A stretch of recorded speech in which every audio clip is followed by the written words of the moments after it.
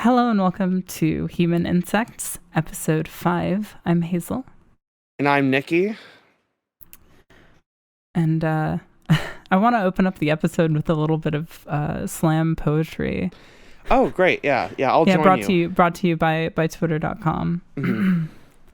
I'm sure Chris Pratt, excellent sitcom actor and the lead actor of the second best Marvel film and the lead voice of one of the best animated comedies ever made, will do just fine playing fucking Super Mario, you fucking nerds. Give it a fucking rest for 5 minutes, you fucking Poindexter fucks. I hope Chris Pratt voices your favorite boy Paddington next, you fucking dweebs, and specifically voices him saying, "Ooh, I think I'll stick my arse-licking furry head into the gas oven."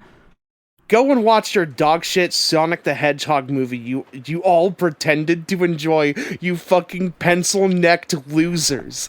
After complaining it initially looked like shit, then U-turning when they made Sonic look like that eternal blue loser looks in your wet dreams, hedgehog fuckers. Eat shit. Go to bed tonight in the knowledge that Chris Pratt is Chris Pratt and you will always only be you sack of cum.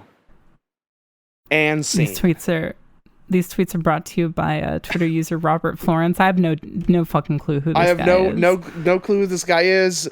Zero beef, just an extremely funny meltdown over the Mario voice discourse for the Mario movie. I think we have to open with, unfortunately, as a result of doing that. Yeah. I was talking with some friends about these tweets because they're the best things I've ever seen in my life. I was talking about, like, wouldn't it be funny if, like, he's literally just, like, the most normal guy otherwise, and this just made his brain snap in half. Like, it just fucking broke him. And then you look on his fucking Twitter, and it's basically just a bunch of, like, retro game tweets and, like, his wife or something. So it's like, I think I was right. I think he is just a regular person. like I've never seen this guy main character himself before or anything. Right. So, like, and I was completely know if those unfamiliar. tweets necessarily did numbers. No, like, I think they were mocked a little bit, but it wasn't main character material. It was all about Mario and Jack Black, so, you know. Yeah.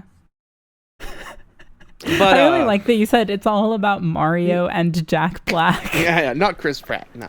Yeah. So, I'll just come out and say it. I am optimistic and even might possibly say I actually liked that trailer and thought it looked good. I think Chris Pratt is a predictably uninspired choice for the role of Mario the plumber. However, I'm a little confused at the rampancy of the discourse about the voice, because I feel like we all had a lot of time to prepare for this very predictable outcome. So I'm a little bit like, why are we surprised still? I think that there is a little bit of cognitive dissonance in knowing that he's going to voice Mario and kind of assuming he's just going to be doing his normal Chris Pratt voice, free of accent. And then he does this. It's like, by half attempting to do a voice, I think he's kind of illustrated all the more that doing a voice isn't the move, like because he doesn't commit to it. Yeah. I think is where it's coming from. Yeah. I do, at the end of the day, agree. He's wrong for it, obviously. There's like people are championing Charles Martinet again. Love to see it. He's great. Love that guy. Well,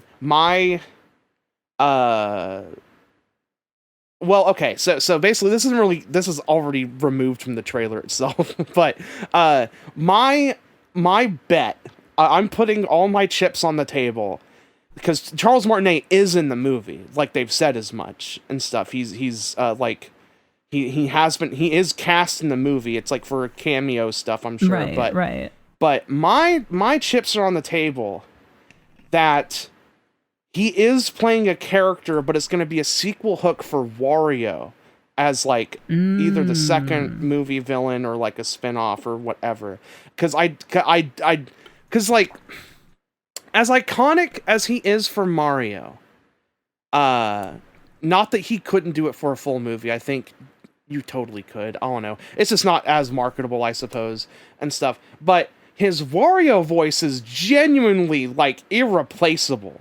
Like, yeah, like you can't do Wario if you don't have that exactly just evil like fucking like voice. So I think that's where they get him. I think that's where they get him is there. Yeah. I could be wrong. I was under the assumption that it was going to be like there's a flashback to when Mario and Luigi were babies, were children in Brooklyn. Right. And like, you know, they're kind of talking over it, but there's like kind of like a muffled conversation in the background. Oh, yeah. You can kind of hear their parents talking to one another, and they're doing like the Mario and Luigi Superstar Saga, like Italian babble. Right, yeah. That was what I pictured, if anything. It's like you see them like from the waist down, and they're both in overalls for some reason. That's really funny. Like, yeah, yeah. Like it'll be like, oh, Luigi, my brother, I haven't seen you since we were a couple of babies. Yeah, baby paizones since we were a couple of paisans. Paisans. I saw somebody say that Chris Pratt's Mario sounds like Tina Belcher. Oh, and I haven't been able to stop hearing that ever since. Yeah. Here we go. Fucking yeah. I don't know. I feel like I'm just like automatically like pretty predisposed, amenable to either like whether it's liking the movie, but just like enjoying it for what it is, and so because I feel like I feel like I have the positive version of whatever it is when a nerd like really latches onto something and just like really wants to see it as a movie, like because I feel like I've been writing versions of a Mario cartoon or comic series or whatever in my head as a sitcom for like years and years and years. Like I love the idea so much because the games give you so little and stuff that like expanding on it in like a cartoon or some format and stuff is very exciting to me. So I was immediately pretty impressed with the trailer, seeing Bowser come out. One, he looks great. Jack Black is wonderful and stuff. And then like he's taking over like an ice kingdom, and it's the fucking penguins from Mario 64, and I was like, that was elevated. Perfect. That's a good pull and stuff. That that immediately gave me so much faith. Like I'll be honest, I'm a born hater as much as I try not to be, and as much as I try not to show it. Mm-hmm. I think I absolutely am by nature a hater. I went into this trailer being like, I'd rather it be bad. If not for you. You were the only person in my life who was happy about that movie before that trailer dropped that I really wanted to be pleased with it. Anybody else, take it or leave it. Because the idea of like a pretty good series of Sonic movies and a really bad Mario movie is too funny for me to stomach. That is cosmically extremely hilarious. Yeah, I would find that funny too. But I also think it's funnier that there's still so many ways with this in which Sonic fans continue to take the L. It's our lot in life. We're good at it. Yeah. But yeah, like I think that going into it really hoping that it was going to tank, and going into it after seeing Chris fucking rambling aimlessly, that was so fucking painful. That was the worst. I seriously almost muted the TV. Yeah, I couldn't believe they actually like let him. Yeah. Like they just didn't cut him out and be like, "Hey, we got Jack Black." You know? Yeah. Like that's all you need is having Jack Black like like promote your movie for you and stuff. You definitely did not need Chris Pratt like bumbling his words through like this copy that makes him sound like a fucking Martian that like just found out about Mario yesterday. And so Koopas and so like the way that like elongated pause was very Lynchian between stomping and Koopas. It hurt. It hurt to listen to. Right, yeah. But yeah, after all of that, me then coming away from the trailer being like, wow, that actually looks really cute.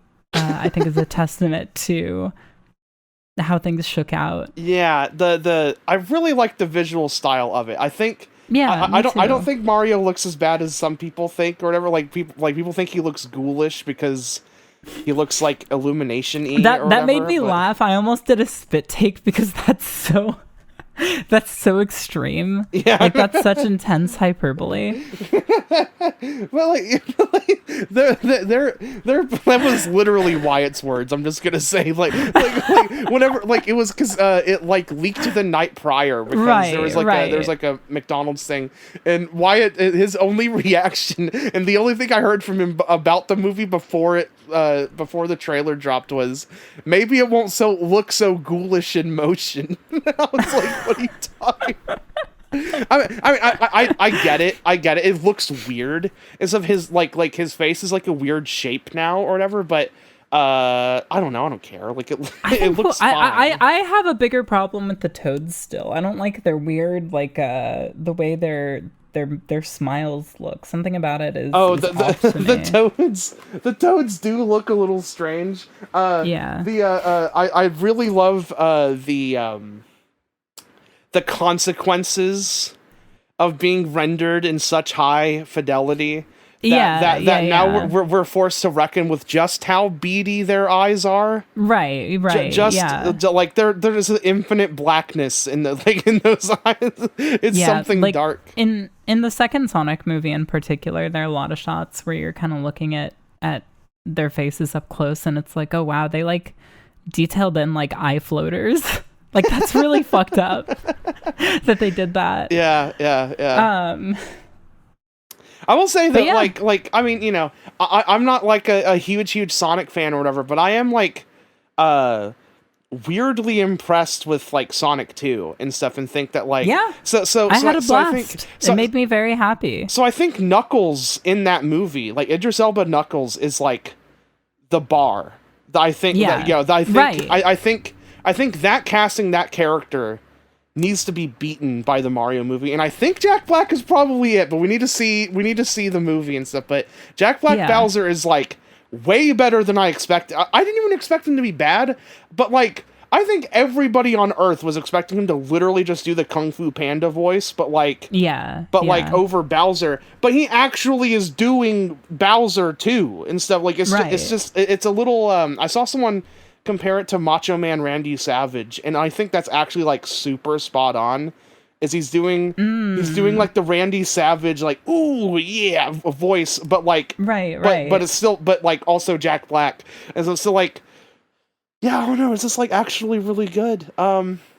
Between that and Jack Black's character in Psychonauts 2, I think he's like seriously grown as a voice actor. Like oh no, I think he actually is at the point where he doesn't just sound like himself all the time. Right.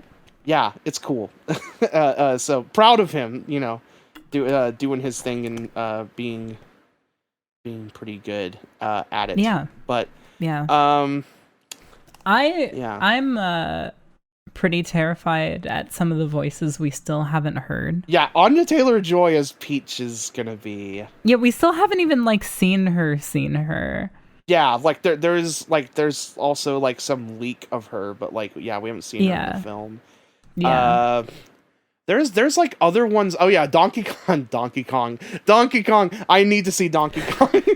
It is of the utmost importance that I hear Seth Rogen Donkey Kong, because that might be it. That might actually be the one that beats Idris Elba. But like the thing is that like it's gonna be so easy for me to say that because I think Donkey Kong is like one of the most effortlessly like hilarious characters to me, no matter what. Have I ever shown you one of my favorite Discord emotes? No, I don't. This came from Alyssa bootlegged this from a server that she and her siblings are in. It's just a render of Donkey Kong, but when you hover over it, the name is just Despair. Why is that Despair? I don't need to know. It's funny. Like, it's just like you said. It's just effortlessly funny. Wait, the origin of Despair is really funny, though. Okay, yeah, go ahead. My brother added an emote to our sibling server called Sans Lump, and I don't know what exactly it's from. I think it's like a fan game or a fan mod of Undertale. Yeah. And it's just like Sans under like a blanket or something, and he just kind of like looks like a lump. Uh-huh. But it's really funny, and Kayla and I really liked it, so we used it a lot. And for some reason, even though he was the one who added the emote, my brother hated the emote and got really pissed off whenever we used it. So he deleted it, which made Kayla and I mad, and he replaced it with Despair, which was just the Donkey Kong render. Yeah. And he named it Despair because we were upset at him for deleting Sans Lump. Yeah. So now I just, my impulse is just to use it whenever, like, grim stoicism feels appropriate, you know? Yeah. But yeah, I love that so much. But yeah, I need to hear him be like, Banana Slim or whatever.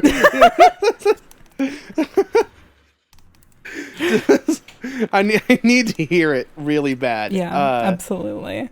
Fred Armisen is supposed to be cranky, I think. I'm trying to remember. I fucking forgot about that. How did that happen? That's so strange to me. Yeah. There's so many things about this movie that still feel impossibly strange to me. Foreman Spike from Wrecking Crew was also like it's like a character that's supposed to be in it. So like, I don't know. I guess that's like another theory I have is I think the beginning of the movie, it's like, yeah, they're in Brooklyn and stuff, and like they're doing odd jobs, but it's like the NES games and stuff. So it's like Wrecking Crew. You get, you know, Mario Brothers. You get like other stuff. You know, you get a bunch of your NES references in there. Probably even Donkey Kong is there and not in like a jungle. Like you get Donkey Kong like and Pauline and that deal. Like in the intro of the movie and stuff. Yeah. And then I don't know, but again, like I said, I've been writing this kind of stuff in my head for like years, and so just because I like Mario so much, I think he's a cool guy, and I like all of his stupid friends, and I like that gorilla, and yeah, I don't know, but I'm optimistic so far. There's still like 6 months to go before this actually comes out, so there's a lot that could change in that time, I feel. You know, like if we get like a like, because someone else like I think on Twitter like pointed out the fact that this is the trailer they showed to nerds. Right. Yeah. So once that's true. So once we get the proper like movie trailer like from the guys that brought you Despicable Me and stuff, and then you know, like, and all that shit, and then like, you know, you just have that trailer that's running in theaters for months and months and months or whatever. That will probably be when some of the irritating, stupid shit comes in, and it's like, okay, maybe this sucks, actually. So, but yeah, this is, yeah, that's another thing to consider, is that. Yeah. But, yeah, Hazel, what have you been getting into? You know, I've been playing a lot of fucking Guilty Gear. Yeah. Like everybody who follows me anywhere already knows this to be true, because I've been posting about it a fair bit across various channels. It's just been on my mind. Yeah. I'm working on a video. I'll say that much. Ooh. I don't know when it'll be out, but, you know, it's a video too. Like, I'm not just doing all of this for fun. Yeah. God, no. Imagine. At first, I entertained the idea of just doing it for fun, and then I was like, see, I've written in too many funny notes. Now I have to make a video.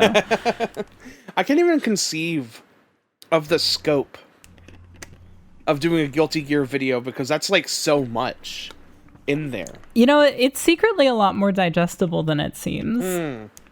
I almost gave up after playing the first game because I like couldn't find any like solid information on it that wasn't like directly related to knowledge of previous games. Yeah. So it was like people would be like, "Oh yeah, it doesn't have this, but it does have this, which is similar." And I'd be like, "Well, I barely know what a Roman cancel is. How am I supposed to know how a taunt cancel is different?" Yeah. And I was like, okay, I think I actually am just out of my depth here, but I stuck with it, and it's been pretty fun. I have a friend that I'm going to over net code through Dolphin play the Guilty Gear port for Wii that has motion control inputs. So we're going to waggle at each other for a while. It'll be fun.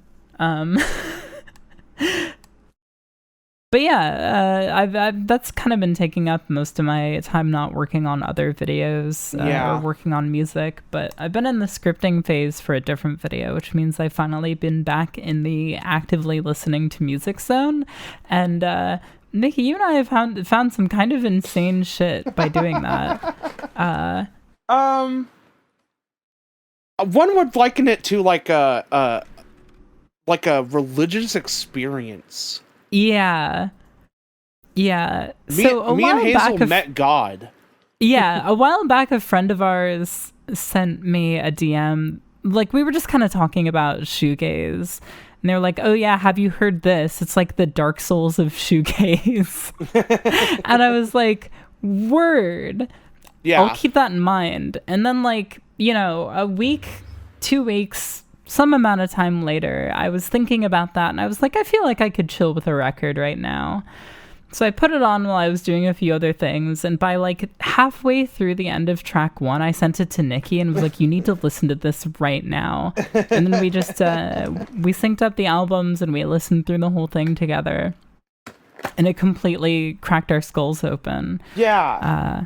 Yeah. I'm I don't know. It was like a violent like experience. Yeah. Like I felt like exhausted afterward. I felt exhausted during. I was like, I don't know if I could take more of this album. Yeah. There's like 30 minutes left. Right. The album is Hikari no Kakera, and the artist is Walrus. The band is Walrus. They're a Japanese shoegaze band. They released this album in the year 2000. Because there's just something about turn of the millennium Japanese rock music. I don't know what it is. Yeah, I don't know. It's like 70s Japanese movies, and then turn of the millennium Japanese music is like that's like the God era. it's like everything cool that's ever happened there, evidently. Yeah. I don't know. It's really absurd, how deep this like truly goes, because I'm gonna be honest. Shoegaze for me sometimes can feel like a fairly like limiting genre. It feels at times like there's tricks, and there's like a sound that you shoot for, and sometimes you don't really like move out of that too much and everything. It feels like I feel like black metal is like sort of similar in my head, right? Right. But I think this record told me that I just simply needed to listen to more. and be like, oh yeah, never mind.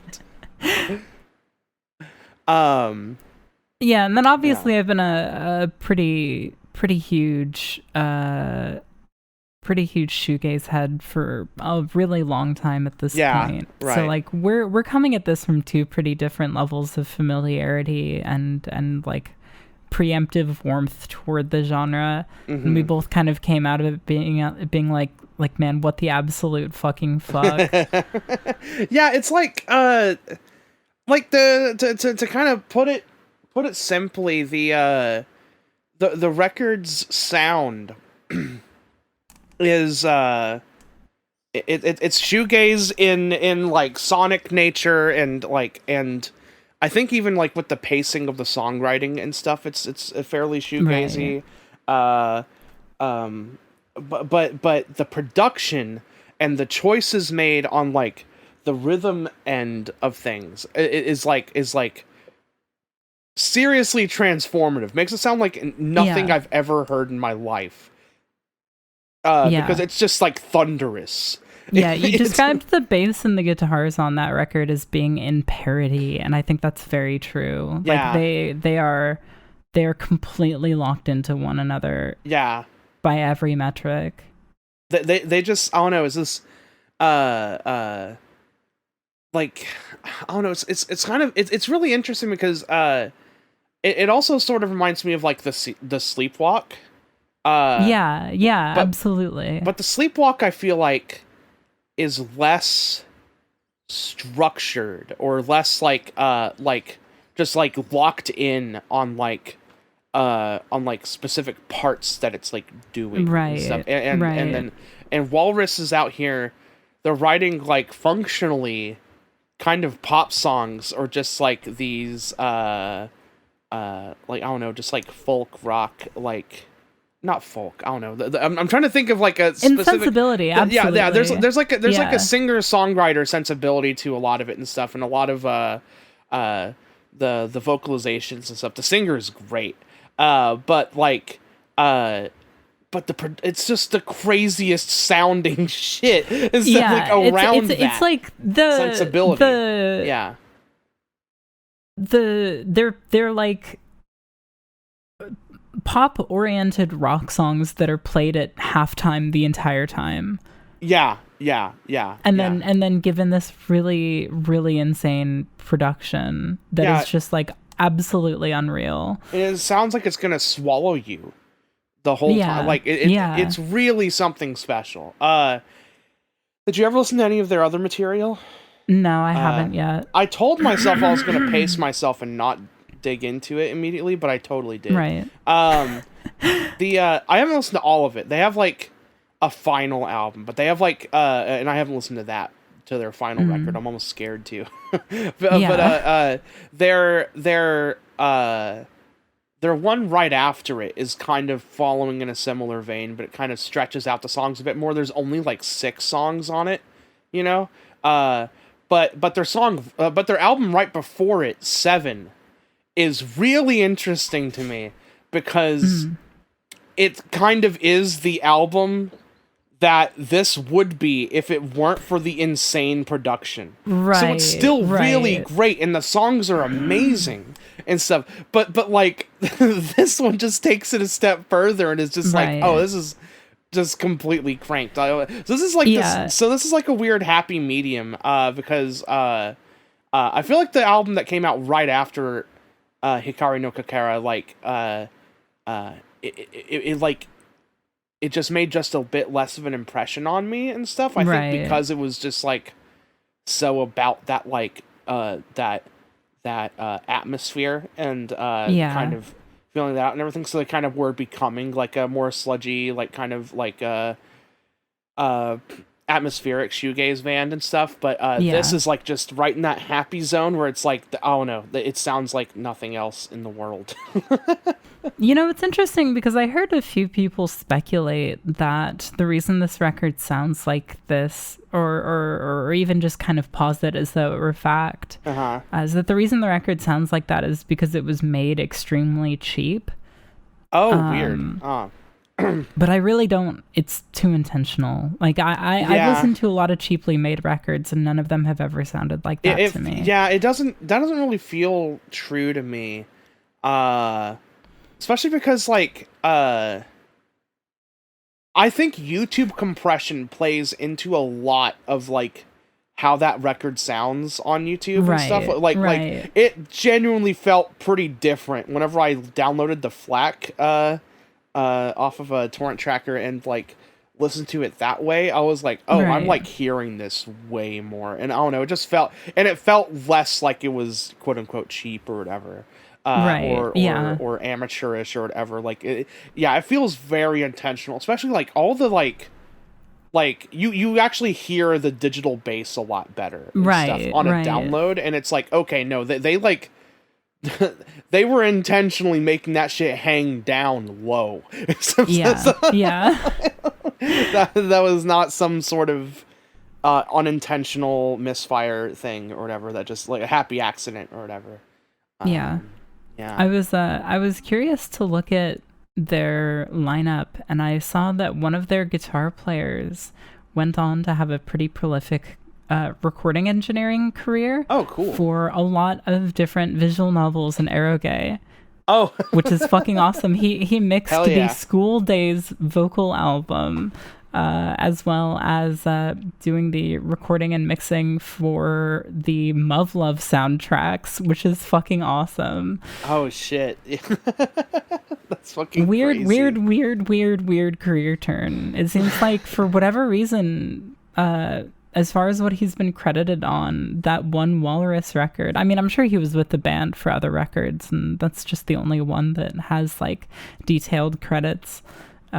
But outside of Walrus, it seems like that was like the one band he was ever in, and then he just was a mixing engineer otherwise, which is crazy. I love that. Imagine being in one band and that band made that. Yeah, right? Right? It's insane how much that kind of shit happens. Where it's like, where did you go? Yeah. Like, you clearly have more of this in you if you're capable of doing this. Yeah. Oh no, it's crazy. I think we were watching some live footage of them too, and right. You mentioned that it's super cool because all four members of that band look like they're from completely different bands.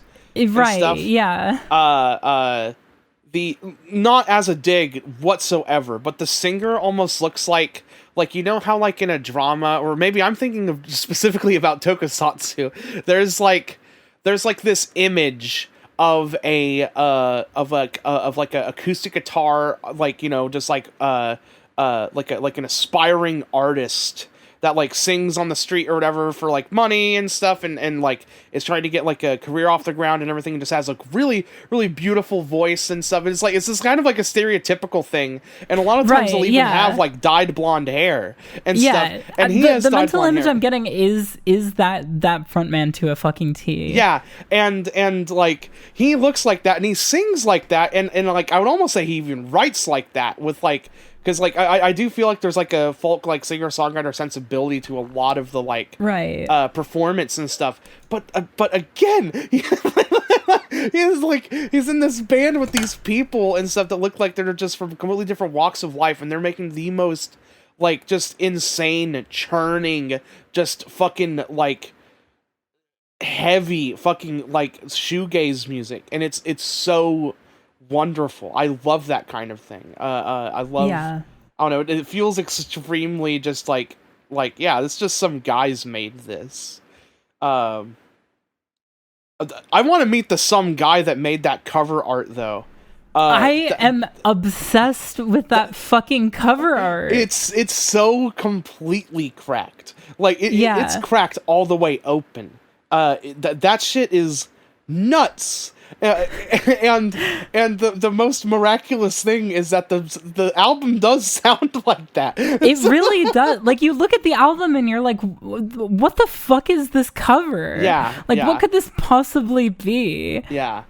And then you listen. God, if I ever end up at a record store in Japan or something, and I'm flipping through and I fucking see that, I'm gonna like, I might actually shout out and like be incredibly rude and be like, oh god, it's it's here. It's like just because it's such like, it feels divine. It feels like it came down from somewhere. Just the everything about this record. I don't know. I can't praise it enough. It is yeah, I don't know. It's really crazy that... there it is. It's all coming together. Yeah? Yamataka Ai did a remix for one of their songs. And on Nicky, guess who else got a fucking remix on this remix record? No. Motherfucking Boat. It all comes back. They're all connected. Oh my god, it really is all connected. This is for crazy. those who don't know, I is one of the main guys in Boredoms. Yeah. Who are awesome and who we've talked about. Yeah. We're like uncovering that. I just love this scene. I've got like the fucking Pepe Sylvia board. Yeah, of just how all these bands are connected to each other. Yeah, and know exactly. each other and begat each other and stuff. Yeah. One day we're gonna have a podcast that's gonna be structured like that one chapter of Genesis that's just like detailing all of the entire family trees or whatever that came down from Adam and Eve that led to like Abraham and like however and stuff, because like there's like a whole chapter that's just like, and so Methuselah begat whatever and stuff, and it just like continues and continues on. Or we're gonna do that but with like Japanese rock bands, and it's just us listing that dryly, and just like you just have to take notes. Yeah, as soon as I actually pick up this fucking book I've had on my desk for ages, Quit Your Band by Ian F. Martin, subtitled Musical Notes from the Japanese Underground. How have I not read this yet? What am I doing? Fucking playing Guilty Gear. Why am I doing that? Playing damn I gotta be honest. Yeah? I think I thought Guilty Gear music was a little bit better than it is. Oh, really? Yeah, because I've heard Blue Water, Blue Sky, and that song is amazing. And I kind of assumed the rest of it was like that. That kind of more sort of like very sweet sounding, kind of like ex-Japan, but turned like a little bit poppier. Yeah. Well, much poppier in the case of that song. Kind of direction. But it's a lot of like hair metal worship.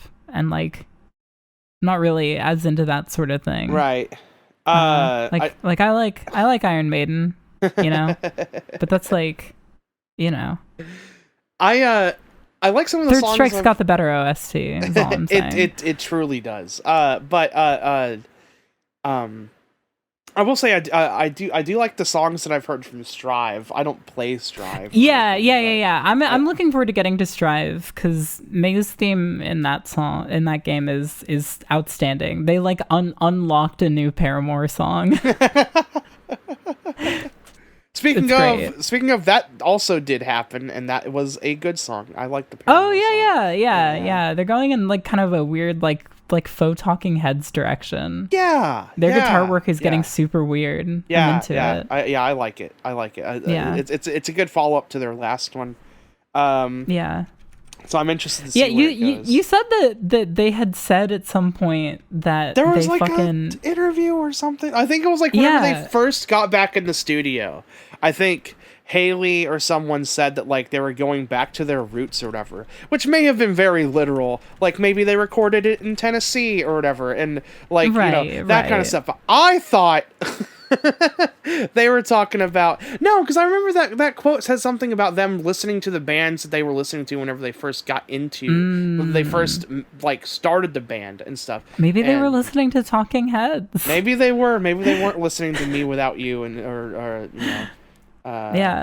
things like that. But either way, I'm happy for them. I like it and stuff, so it's good. But but if we're ranking comeback songs, like My Chemical Romance, it's no contest. It's kind of fucking crazy that they did that. It's absolutely no contest. No contest. Excuse me. It's no contest. Fucking speaking of goddamn emo music though. Oh yeah. Speaking of bands that I showed you, the cracked both of our skulls open. I listened to the album Every Song by Hated, sometimes The Hated. I'm not quite sure which it is. Yeah.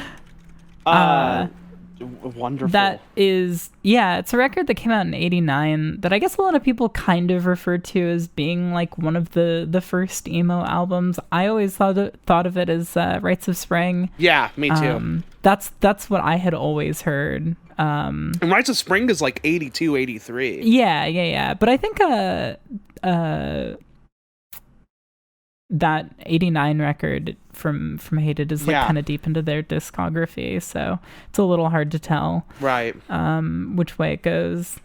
But at either rate, I'm not really too interested in arguing the semantics of genre because like It doesn't matter. Any song that you could reliably call the first heavy metal song doesn't really sound that much like Black Sabbath, you know, like what your brain conjures up as being heavy metal, you know, right? Because that's just how genres go. Yeah, that's just how it is.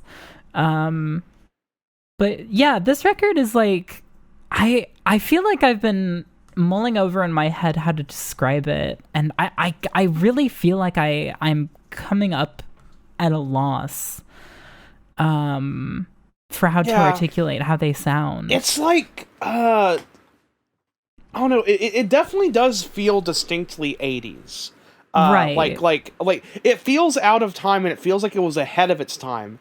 But I don't know. You can kind of feel the 80s on it and stuff, especially those like kind of like shrill chorusy distorted guitars. Yeah. On some of the tracks, like that's very 80s to me. Some of the more like almost like Pixies-esque like major chord progressions in there feel very distinctly 80s. But then there are things in it that feel like it could have been a record from 1999. Yeah. Especially the vocals.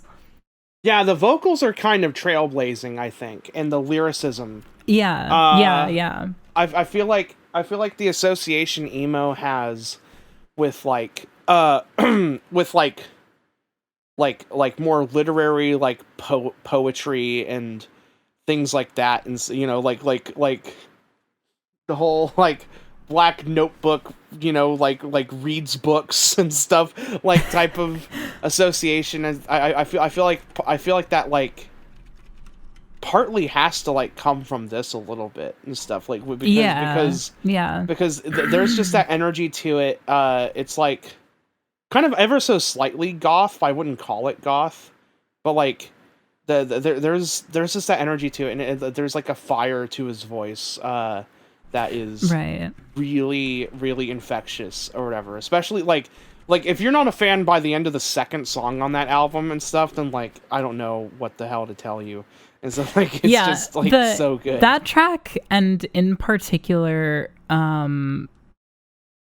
that second track, which is called These Are the Days, and then the last track, Someone, are really, really amazing. I've also actually, you know, it's really interesting. I've seen some people compare them to REM, and I actually do see that. Like, it's this kind of weird middle step between like REM and Mineral, which is funny. Yeah. I definitely see the REM and stuff. Like, there's I don't know. There's just like a really like anthemic sort of quality to it that reminds me of them. So I don't know. That just really makes sense. Yeah. Great record. Really spectacular. Good stuff. Find. Like, I wish either of us could find the words for describing just how it sounds and how the playing is and stuff, but it really is. I think if I listened to more 80s rock music, it would be a little bit easier for me. Yeah. But like every time I've tried, it's just kind of not really come together for me. Like every time I've tried to listen to Husker Du, I just go and listen to Sugar instead. Bob Mould's later band. Oh man, you know? Yeah. Sugar is great, by the way. Sugar's like, fucking awesome. I went back and listened to Copper Blue recently. Yeah. That is a fucking phenomenally produced record. Yeah. I was listening to that around whenever I was getting into 12 Rods and stuff. It was a pull that like Spotify kept trying to pull for me, and I was like, interesting. Okay. And stuff. So yeah. But yeah, that rules. But like, I have to wonder now, because I think everybody's got a couple. So what are your big like 80s like touchstones and stuff, like, because mine are easy because I've narrowed it down to Prefab Sprout and XTC are like the two biggest 80s bands of all time for me. Like those are just the most important ones. Yeah, I think like it winds up being like a lot of 70s bands that kind of shook up their careers in the 80s. I don't really know if people consider Talking Heads a 70s band or an 80s band. Oh, yeah. And then like King Crimson's the 80s output. I really love. Can I say the Blue Hearts? Does that count? Oh, I feel like that counts enough. Yeah. It's not exactly Blue what you Hearts, think of, but Blue Hearts, right. like, yeah. And then, like, God, it's hard. Like, yeah. Dinosaur Jr. were a big blind spot for me for a long time. Yeah. For example, oh no, like I was just wondering and stuff because I feel like there should be more, but whenever I try to think about 80s bands, I kind of come up short. I've listened to a lot more 70s rock music and a lot more 90s rock music. I think when it comes to the 80s, I found myself kind of hovering more in like the kind of pop realm. Maybe. Maybe. I don't even know. It's hard to say. But yeah, so fucking I want to shout out a couple things because I listened to a few other things. I listened to fucking Enema of the State again, like last night, just because like that like Blink news that came out. Tom is joining again. It's like, okay, cool. And so like I love he had his fucking oh no, he had his stay away where he was just researching aliens for a long time. Now he's coming back to talk about cocks and fucking butts and stuff and fucking Blink-182. Okay, I've been racking my head around this for a long time. It simultaneously makes so much sense and also feels like a personality swap. That your favorite is self-titled and my favorite is Enema. Right. Yeah, that is weird, isn't it?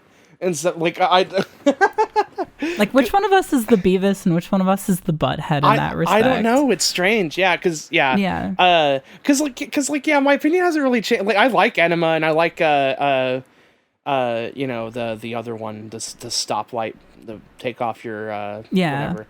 And so but I've always maintained that the best thing or my favorite thing Blink's ever done is like that self-titled, but then actually Boxcar Racer and Motion City soundtrack. Motion City. It's no contest. But those are my annoying like contrarian opinions about Blink and stuff because I still enjoy them. They're fun. I hate that like Diarrhea Gary or whatever on Enema has like genuinely like really genius guitar parts on it, and I'm just like, fuck. It's so good. There's like, so many insane guitar parts on that record. It's like, why is this song called Diarrhea Gary? It's like, you motherfuckers. But it's like even worse than like the random XD Spork of Doom shit on like Chiodos or like Devil Wears Prada records, because it's like, okay, that's stupid, but I don't have like this weird. But I think we can agree that like that stuff, like the fucking like little random stuff from like Chiodos, and then like the fucking like butthead humor that the Blink was running with. Right. They're both preferable to like fucking like emo revival song titles. Oh, like they're really long or something? Just like or just like fucking like dog weed. Oh man. Like fucking like burger weed, whatever. Yeah.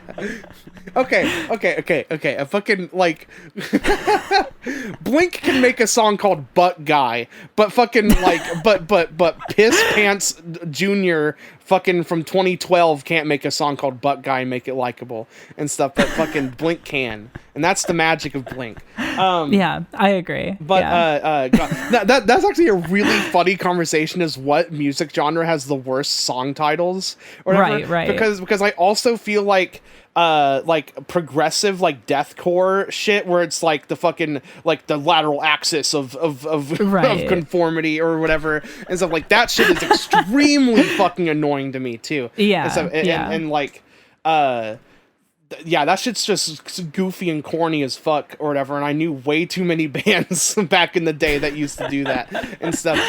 So like that is a very funny conversation. This is like what are the worst song titles? Irregardless of actual send in your quality. Worst song titles. Oh man, that's in fact, send in to humaninsectspodcast@gmail.com. Send in your list of worst song titles for songs that you like. Yeah. Like songs where it just sucks and is embarrassing to say the name of the song. God, that's a really good prompt. Yeah.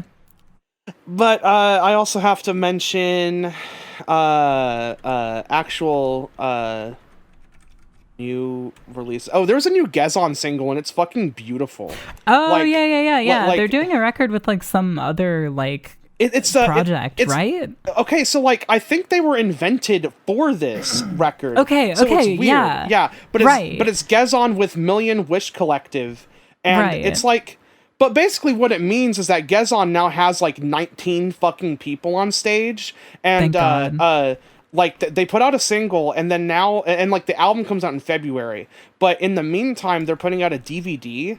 And it's them playing their old material, but with this like fucking chorus behind them, like accompanying it, and it's like it's fucking like it makes it like really lifts some of this stuff up. Like they played Tokyo from their last record, and like there's like the trailer for it is just that performance, and like it was like weird and chill inducing. I was like, oh my god. And so like this is they're lifting this up, and then the new single is fantastic, so I'm looking forward to that. But the new record I have to shout out is Gilla Band's Most Normal, which that now if you want to talk about a title that does not describe the contents within, this band calling their album Most Normal and having it be the most abrasive noise record I've heard in like a couple years, I feel like. And so like, I don't know, it feels like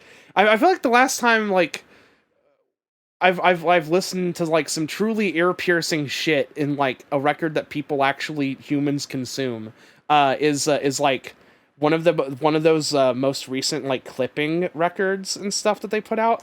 And I don't know, but Gilla Band is like they're a noise band from Ireland, who they used to be called Girl Band, so you might have heard of them with that name. But they just make like noise music, and a lot of it would be like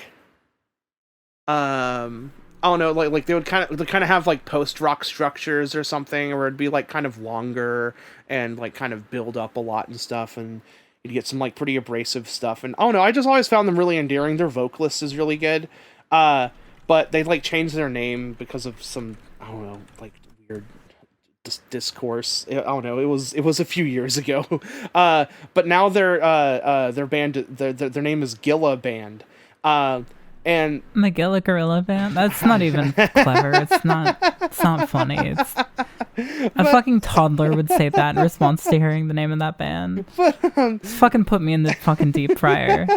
Ball me up and huck me in the air fryer. Huck me in the air fryer. Just do away with me. You need to find a better host. But their new album is like 30 minutes, and all the songs like 2 or 3 minutes, but it is just a constant like you feel like your head's being rattled around, and like you have like it feels like your head is a piggy bank, and like you've got a bunch of nickels and like quarters like in you, and like I really like that description. And there's a lot of different ways to make a noise record. Like there's some that feel like your ears are getting like scrubbed by like a big cartoon like oversized toothbrush. Yeah. And then there are noise records that feel like you're in a vice grip, and then there's some that feel like that. Yeah.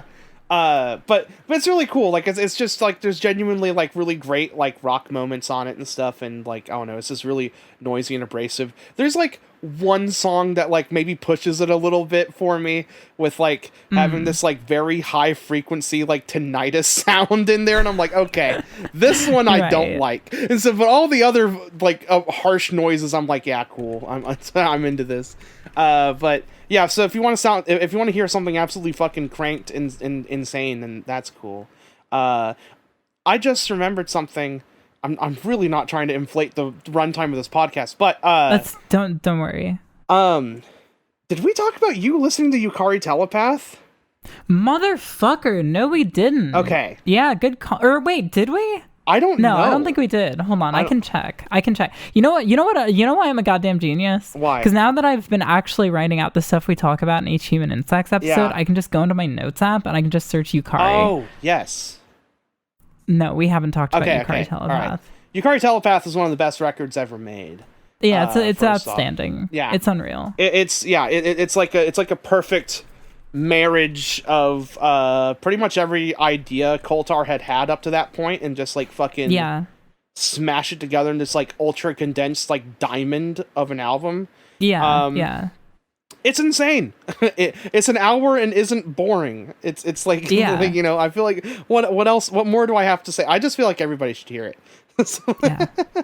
I've been thinking about so many of the little moments on that record. So many of the things that take an already great song and push it over the edge. You know what I think about, like, a weird disproportionate amount of the time is the kick in to, I think it's Wipeout with like the shamisen or whatever. That's such a good moment. It's like the like plunking and the twanging and stuff, and it's like, okay, and then it just like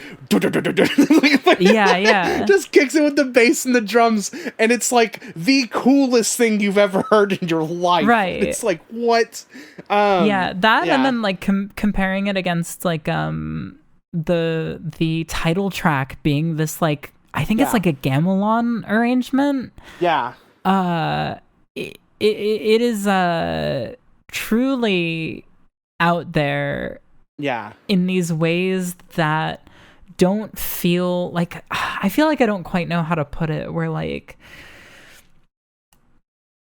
the ways in which it is outside the scope of a normal rock record feel like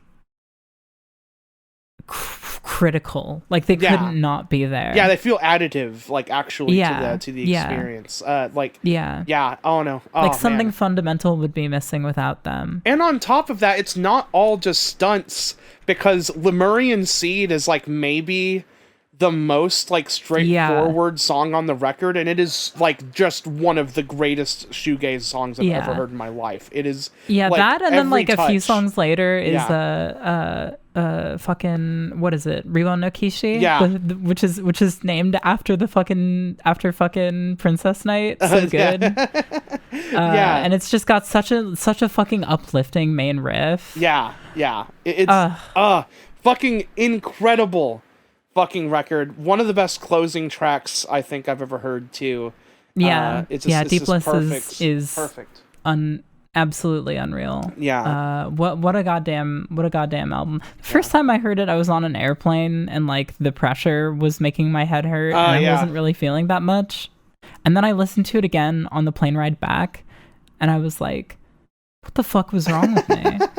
Even though I still was in pain. I think I had like almost the opposite experience, where like I listened to it for the first time just while I was like deep in the fucking coaltar fucking like deep dive or whatever, and I was like, this is incredible. Like there was like a night, I think, where I got like really high and I like just had Lemurian Seed on repeat, and I just listened to, and I was just like, I just want to swim in this song for like an hour. And I just laid down and just listened to it with my eyes closed for like that's my favorite thing to do while high, is just literally do nothing, just close my eyes and listen to music, and that's my fun.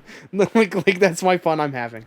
But but I did that, and then but then later I've went on a trip to New Orleans last year, and I listened to it on the plane ride then, and listening to it on the plane and arriving, because it's like only like an hour-long flight. Arriving to Deepless, I was like, oh, this is the greatest album that ever made. I was like, so, but yeah, music good. Music's so good. Music great.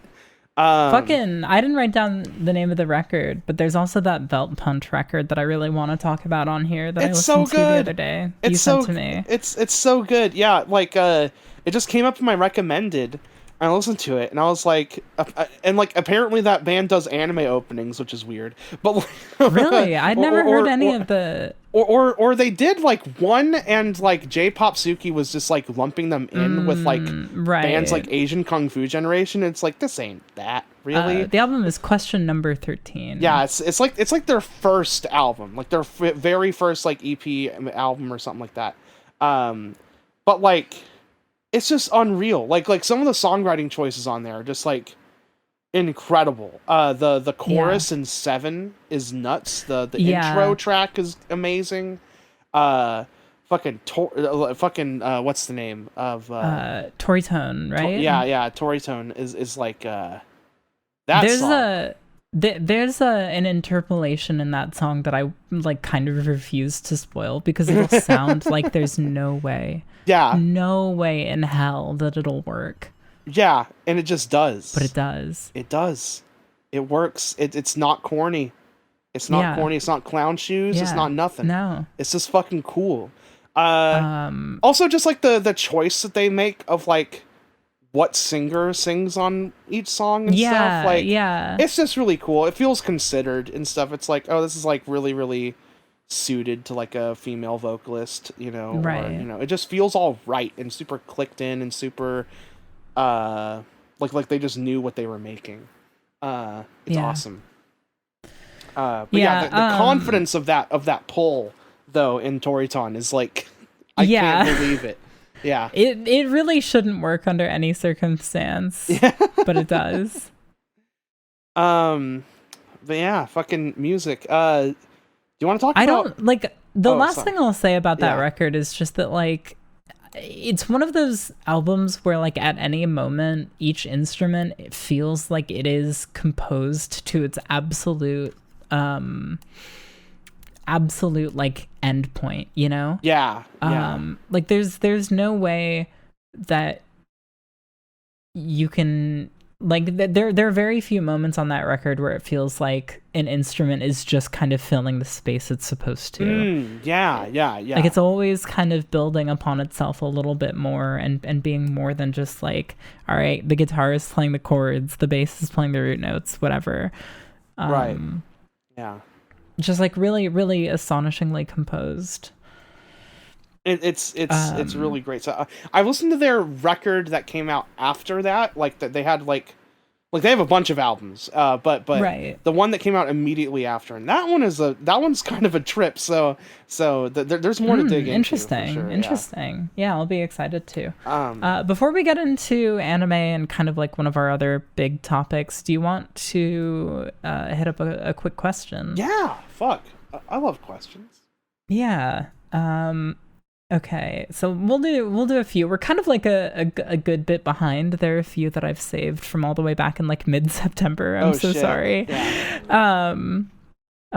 So friend of the show Maya asks, now that the Explode When Defeated Ava series is complete, which everybody should listen to. It's only $5 on the Explode When Defeated Patreon. Please do, still on there. I can finally ask an important question. What is your ideal role in the post-impact self-sustaining commune? Is it gardening, carpentry, some kind of organizational thing? Let me think. Let me raise the chickens. That's all I want. That's all I want now. I would quit. Give Hazel the chickums. Yeah, do it. Yeah, give me the chickums. I fucking once a week minimum I get the impulse to just tweet, does anybody in the greater King County area own chickens, and can I come to your house and take photos with them, because I need new band photos really bad. Oh yes. Yeah. And I keep being like, no, that's a stupid thing to ask. That's how you get murdered. Like, that's not... Or even, like, not even that so much as just, like, who in this area has the space to have like, there's no way.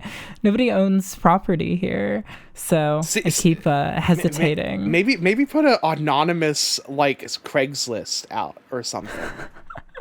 You know? Yeah. Kind of widen past just my audience. Yeah, and just be like, does anyone have just like some chickens I can hang out with? Yeah, chickens that will be cool with a bizarre woman holding them for a little bit and Yeah. getting some photos taken and then leaving. Yeah. I think it'll work. I think. Who knows? Who knows? I think someone will be down. I think they might have the chickums for you. Yeah. Shit. My commune. See. I'm trying to think of like in what ways I'm like practically useful. I think maybe honestly, I could probably teach the children. I don't know about being a teacher, but I could hang out with the children. I could be like a daycare, like sort of person, or like there's got to be someone that's got to watch like the little ones and stuff. There was always a part of me that did want to teach. I think I could do that as well. I don't think I could teach. But I think if there was like like if there were like guidelines on how to come up with a curriculum, I think I could make it happen. Yeah, I just think kids are cool and like I don't know. I feel like my older sibling tendencies have helped me be like, I don't know, like because I've done camp counselor stuff before, and I've done things like that and stuff. So like I can sit down with a kid and be like, "Yo, what's up?" and and they'll talk to me and stuff like that. You know, I'm not scary, per se, really. So I feel like that because I'm so piss poor at labor, like I can't lift a thing. I just don't. I'm just not one of those guys. I feel like one of those things are like. Even maybe like an organizational duty of some kind. I feel like I like that would probably be where I would be useful. In the post-apocalypse commune thing. God, I loved that stuff in that movie. Anyway. Yeah. Anyway. That's all I'm gonna say. Anyway. And then we can do another one before we only $5 to either get really mad or feel really relieved at what we have to say on Patreon.com/explodingdefeated, baby. Yeah. Let's see.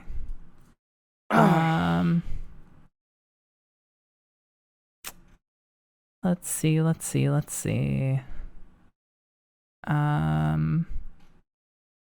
Okay, this is kind of a fundamentally similar question. Mox Babel. I did it again. Did you hear that? Last episode, I accidentally said Mox Babel. I did it again. Metal Gear Solid Ghost Babel writes in asking. Mox Bagel needs to know. Life is depending on it. But yeah. I've been enjoying the heck out of Akane Banashi. It's been a while since making a name for yourself within a narrow hobby manga has really hit for me.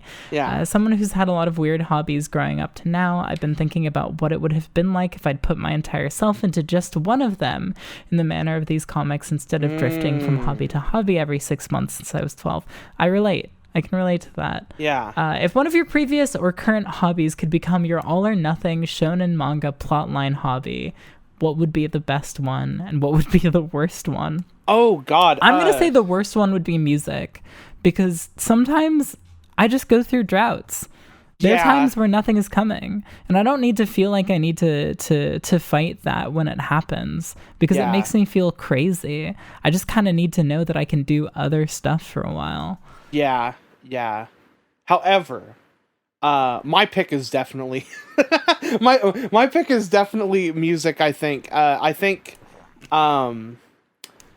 God, I don't know, because I'm like having flashbacks to doing Battle of the Bands like a few years in a row in high school, and that being like always so fun, because it truly did feel like like a jump, like right tournament arc, or like just an arc where like a bunch of new characters show up and you're just like you you'll meet these bands and it's like, okay, so so back in high school I was in like a progressive like metal band and stuff. So I was doing a lot of screaming, a lot of singing and stuff, and like we would have like these kind of pretty heavy but also still melodic and everything, like songs that would probably run up to like 5-6 minutes and stuff on average. And we were jumping into like a battle of the bands in like Tennessee in like the early 2010s, and it's like folk bands and pop punk bands, just bands we were completely unequipped to be, because like nobody else in the metal scene was jumping into these battle of the bands and stuff. So because they had their own thing going on, but we just wanted to play so much that we played even these things. And it was always so funny, like meeting people and like getting new friends through like these other bands that are just completely like just totally different stylistically to us and everything. It was like, that was always super fun. And so it's like that. And I think even like, you know, temporarily like, you know, like filling in spots and stuff is kind of a cool like shonen quality, right? And stuff and stuff. Yeah. So like having to team up with unlikely allies is that's a you're taking that question in a much more interesting direction than I did. Because I was just like, yeah, I thought about it and I was like, well, it couldn't be music because I like to, you know, be able to be flexible with my output. Right. And some days things just don't come to me. And then I was like, I could say cooking, but I kind of like keeping that like kind of close to the chest. Right. And I kept thinking like very logistically, and it was like, none of these feel right. Yeah. Whereas I feel like you've kind of like framed it more within the confines of what shonen is like. It's a good answer. Yeah, I don't know. I think a bad one though. Like I'm trying to think of like I think like collecting or something, right? Like because my brother is like a really big game collector and stuff. That would be a horrible shonen. And so it's just like, I don't know, just having to deal with the most annoying people you've ever met in your whole life, right? See, I think that would be fascinating. I would love to see what that would look like in practice. I don't know, it probably would be. Are there? I feel like there's manga about so much out there. I took absolutely zero convincing to make me go like, you know what, actually, that'd be really funny thing. Because I'm picturing like there's like a scandal that takes place in one arc where someone is like basically doping. But instead it's like they've got like a really accurate looking bootlegs of these really rare things, and then somebody manages to sleuth that out. Did you ever see that like that thing that like happened a couple months ago of like this like big PC like collector guy made a bunch of extremely convincing fakes of a bunch of big box PC games and like had been selling them for like a decade, and people only just now found out that they're fake, and like it completely like tore apart. That's literally the same level of niche as that fucking fishing video that you sent recently. Oh my god, that's the actual answer is fishing like the fucking, I mean, I don't fish, you don't fish, but like, holy shit, guys, that video of the fishermen and stuff, like just at like literally like the scariest angry mob that I've seen in a fucking viral video in like a long time. It feels like it was scary because it's a really funny post or whatever I saw about that was just like, these are people that fish sober, like they're so dedicated that they don't drink a beer like everyone does whenever they're out like trying to catch fish or whatever, but it's like it's these fishermen that are like extremely pissed off at this guy that had been winning competitions and stuff for like years and got like hundreds of thousands of dollars in winnings and stuff. And he had been like making his fish weigh more by stuffing like lead weights and like other fish like fillets into the fish and making it heavier, which that is just conceptually extremely funny. Is that he's going to like Walmart and buying a bunch of fish cutlets and then just to stuff them in a different fish and be like, yeah, that's I literally put more fish in the fish, so it's foolproof. And so, but like, yeah, so that, man, I'm so glad. I forgot about that, actually. So I'm glad we got to I was thinking about that like all fucking day. It's crazy. When I saw it. Like, these people were like full on screaming at this guy. That dude's neck was disappearing. He was recoiling so much into himself. Yeah. Like, you know what I mean? Yeah, they were just like, you fucking liar. And he's like oh, God. Yeah. Insane shit. Good question. I hope we answered it. Yeah, good question. Okay, so should we jump into anime talk first, or should we? What was the other thing? We got a movie to discuss. Oh, right, the movie. Right. Okay. Let's talk about anime, because I feel like we can maybe be brisk about art, because we're going to be watching these over time. So. Right, exactly. So we're officially in the fall season for anime, if you're not up to date with it, or if you are listening to this later on.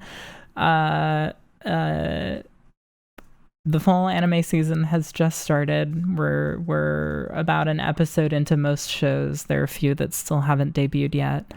And I am watching a lot more than I do any given season, which is to say I'm watching like I usually don't watch any new anime. I'm watching like 6, I think. Yeah. And we are just gonna run through some of our first impressions on those. Yeah, I'm watching a lot more shows than I bargained for, and I don't foresee myself dropping any of them. So this is gonna be rough until some of these 12 episode shows start dropping, because just keep in mind, all these shows that we mentioned that we're going to talk about, I also am watching Kamen Rider and Super Sentai also. and then I'm also probably going to watch Interview with a Vampire, because it looks good. Yeah. So just those 3 on top of everything we're about to mention. So I kind of got a lot on my plate for some reason. I don't know, just October's crazy. Yeah, this is like the 2017 video games. Oh my God! Anime. Yeah. And on top of everything, I mean, it's like it's manga, but like Hunter x Hunter is coming back too. Like everything is happening right now and stuff. Like Lucky Star is coming back. Oh my! What the fuck is up with that? It's been on hiatus for like fucking 8 years. What the fuck? I didn't know Lucky Star kept going. Yeah. No, I know. It somehow made it into the 2010s. That is insane. And now it's making it into the 2020s. This is a series that has now crossed into 3 decades. 3 decades. Yeah, exactly. That's fucking bananas. Yeah. So, shit. Fuck me. Where do we go? Well, I feel like the elephant in the room is Chainsaw Man. Yeah. Okay. Here. Yeah. Which... So we actually haven't talked about this at all. Like some of these other ones we've talked about privately a little bit. We haven't really talked about this. What do you think? It's almost hard to know what to say. Like as a fan, I feel extremely serviced. Yeah. It's everything I was hoping for. Yeah. I'm really so I'm coming at this having seen some recent Mappa also, because I'm a big Jujutsu Kaisen fan. So, right. In Jujutsu Kaisen, the first season of that was like really beautifully put together and stuff. Like one of the most impressive shonen anime in a while and stuff. Like that's kind of like a rote point at this point, because now like everything's being given to like really talented studios, and we're not really getting like the dearth that we usually would get and stuff back in the 90s and 2000s, where it's just like, well, hey, Naruto got lucky because Pirio got them. So then a lot of Naruto looks really fucked up. I know, but they got lucky. And like compared to like Bleach and One Piece being like so sluggish and just like, oh my God. And Bleach had endless filler. Like Naruto had the filler, like they had that chunk that you can just ignore, right? But like Bleach is just throughout. In the middle of arcs, like in the middle of big manga arcs, they would throw in filler. Yeah. Like filler entire arcs. And so it was insane. So yeah, we are in a different era now post Demon Slayer. But so I've been familiar with Mappa, and even then I was taken aback with Chainsaw Man. Like, it's kind of unbelievable how good this looks. Like, there are like establishing shots in this fucking thing that look very fucking close to like Makoto Shinkai gifs that people fucking repost on Twitter.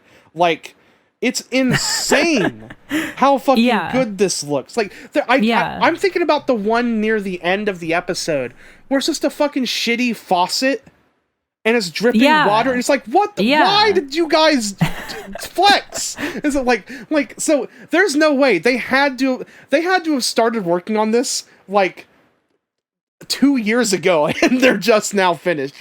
Like there's no way. I can't believe how this looks. It's really insane to me. I will say, I don't think it's 1000% perfect. I think I already can see that, like, okay, this is going to be very much like the anime of Chainsaw Man and stuff, and I'm interested in how it does sort of the really fun, inventive paneling stuff. Like whenever you get Kon like first showing up with Aki, and then the Cursed Devil stuff with like the finger coming in from the side of the page.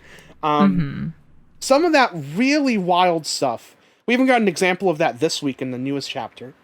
With the speech bubbles. Some of that stuff, I think, I can't imagine Mappa like really doing or really adapting that faithfully, just because like, how do you even do it? How do you do it without going full mixed media, have a real life finger come in, which they should do. That would be the way I would do it, but I don't think they'll do that, because Mappa, like, I don't know, their image is a bit more like, I don't know, it's kind of like the way PlayStation, like, kind of, like, do you see what I mean? It's like PlayStation games, like, it's kind of The Last of Us-y, God of War-y, where it's like we're making these more filmic, prestigious and stuff, and like, you know, I don't want to, God help me, I don't want to fucking cause prestige anime fucking elevated anime discourse or whatever, right?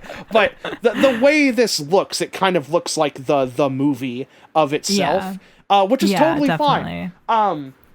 But it's like, that is like a sort of thing that I'm worried about, and also I think the color is just a little bit, like, I feel like it needs to be a bit more washed out. I think it's almost too vibrant. You know what I mean? Interesting. Like I think I associate Chainsaw Man with like a bit more of like a, I don't know, like a kind of cooler palette almost.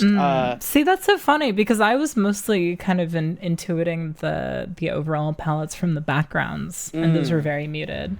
But I don't really see it as like a big flaw or anything. And anyway, this is me like actively looking for things to pick, because as far as like a adaptation of the first chapter goes, like, all of this comes with the asterisk of, I think the manga is God, and I'm not, like, I wouldn't change anything about it and stuff. But the pacing choices they make with that first episode, I feel like are super, like, of course he would kind of elongate on that, or kind of like center on that. It just makes all the sense in the world, like, just what they're doing.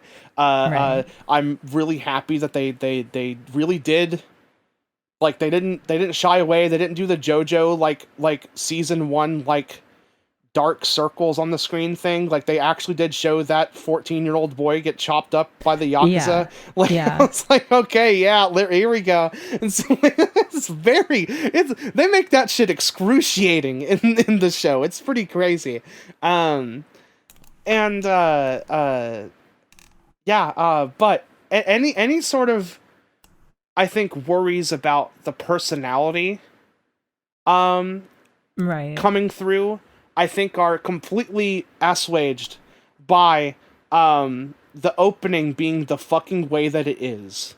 Yeah, it's so cute. It's so good. It's so perfect. It's so good.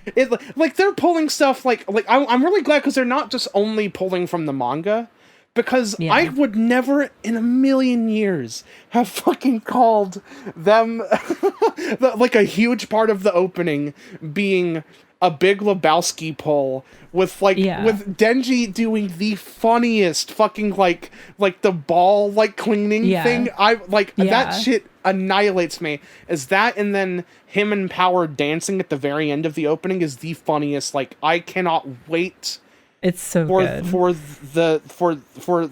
us to get into episode 5 or 6 of them truly going nuts with the just comic mischief and mayhem. Yeah. I don't know. Sorry, I've been talking for a while. So I literally I feel like I'm fucking speechless with this show because it's it's everything I wanted and more. Yeah, it's just fantastic. I have to ask you though, as a prediction sort of thing, because I don't know if we'll get back to this in a month or so, because of how this show is recorded. Right.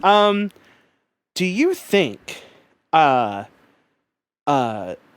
so there's a bit right before the hotel in the manga where Denji and Power, there's just it's one of the funniest bits of the manga to me because Aki freaks out at them. But Aki and Power Denji and Power refer to a prank that they played on Aki, and Aki gets really pissed and just turns around and is that was not a prank. That was cruel. And so and it's yells at them and stuff, but you never see what it was. Do you think that those motherfuckers at Mappa are going to show us? Do you think that they're going to add a scene? I don't even remember that scene. It's tragically. It's one of my favorite exchanges of dialogue in the series because they're just talking about the mission or whatever, and then Power just brings up I think Denji's oh, Aki's being kind of a hard ass right now and stuff. And Power's he's probably still mad at that prank that we pulled on him earlier. He completely flies off the handle because it was evidently really bad. and I just really want to know what that is. I think it'd be funny if they even tried to explain. See, now I just want there to be an OVA of the three of them that's basically just an episode of Kenny versus Spenny. I 1000% agree and also want that so bad. Yeah. Just oh my god. It really is Kenny versus Spenny in there. You're right. And so that apartment has to be just absolute living hell. Yeah. But yeah, fantastic. It's so good. Yeah. Not as good as Akiba Maid Wars though. Yeah, Akiba Maid Wars is now that is a practical joke. I don't even know what to say. It's okay, so it's set in 1999, right before the moe boom, but during the rise of maid cafes along Akihabara, right as Akihabara was experiencing its rise into kind of the otaku hub, or rather to its status as an otaku hub being mainstream, I should say.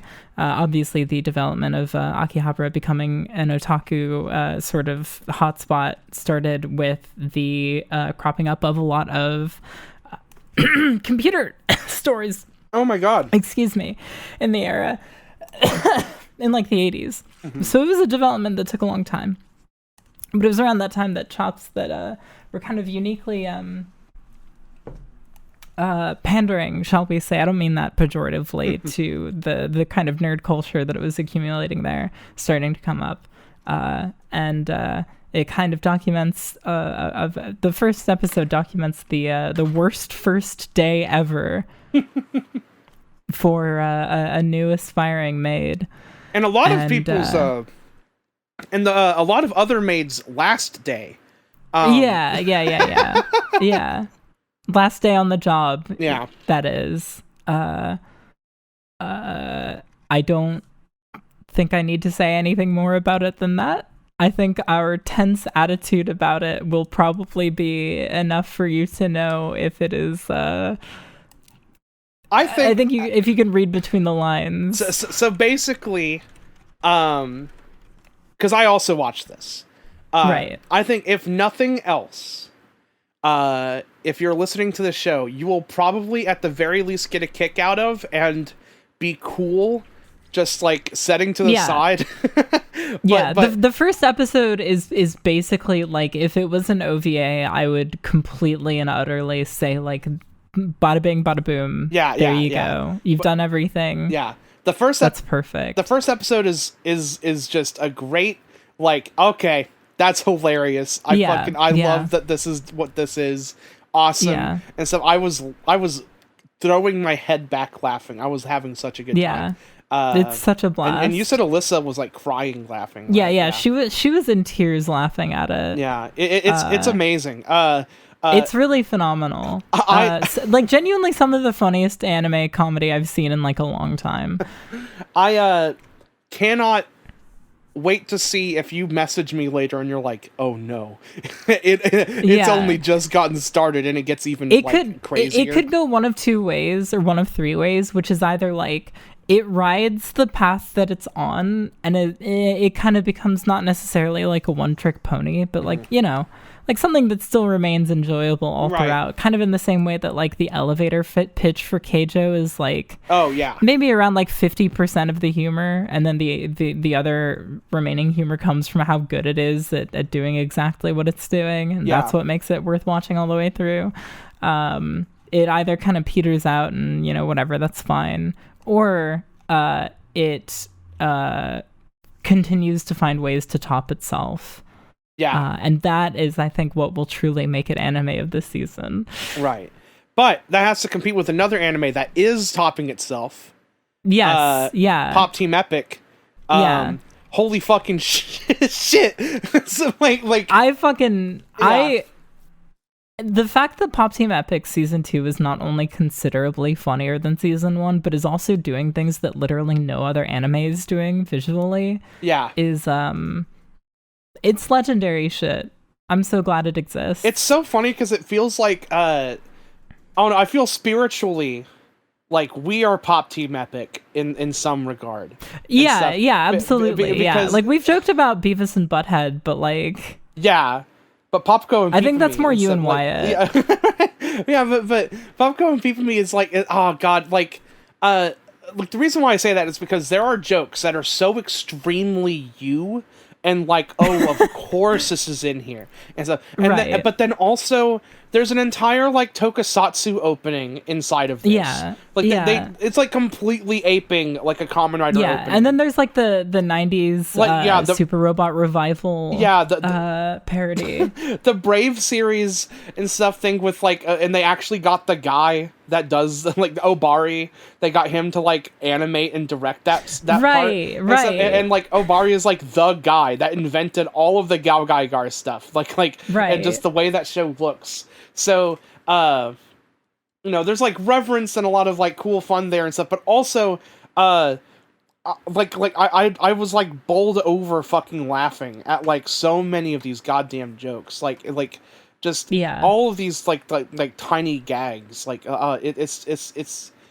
it's amazing. I'm still thinking about like the boys love it's so good. It's so good.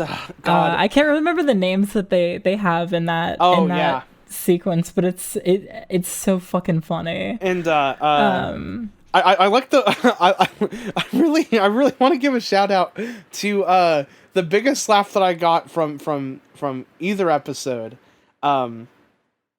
which is the one where fucking, I think it's Popco, like she like shaves a dog whenever someone drops off the dog. That is the funniest I've laughed at the series so far as well. Yeah, and like, and there's like, where's my dog? And she goes, I guess it has to kill it. And then she looks, like, she and the dog look at each other as she says that. And someone just says, I don't know, fucking annihilated me. So fucking funny.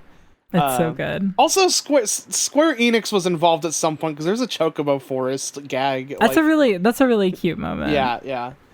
Great show. Anime of the season. Yeah, anime of the season. Every anime we talk about is an anime of the season. For example, really quick shout out to 2 more anime of the season. Do It Yourself, which I tweeted about. Second episode came out, but I haven't seen it yet. I'm really excited about it. I was really there's this thing that happens sometimes with art, right? Where you look at something and you kind of, against yourself, get hype for it, even though you don't really know that much about it. Yeah.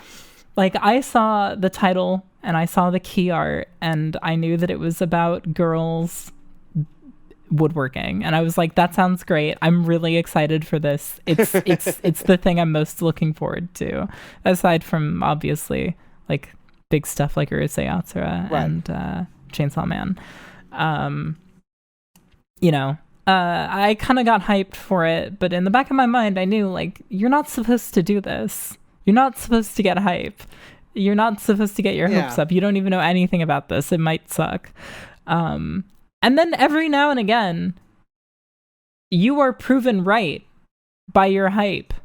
Yes. And that was exactly what happened with Do It Yourself. I love the images and the things that kind of were conjured up in my head when I saw the listing for it on like Anime News Network before it was out kind of came to fruition, and then some.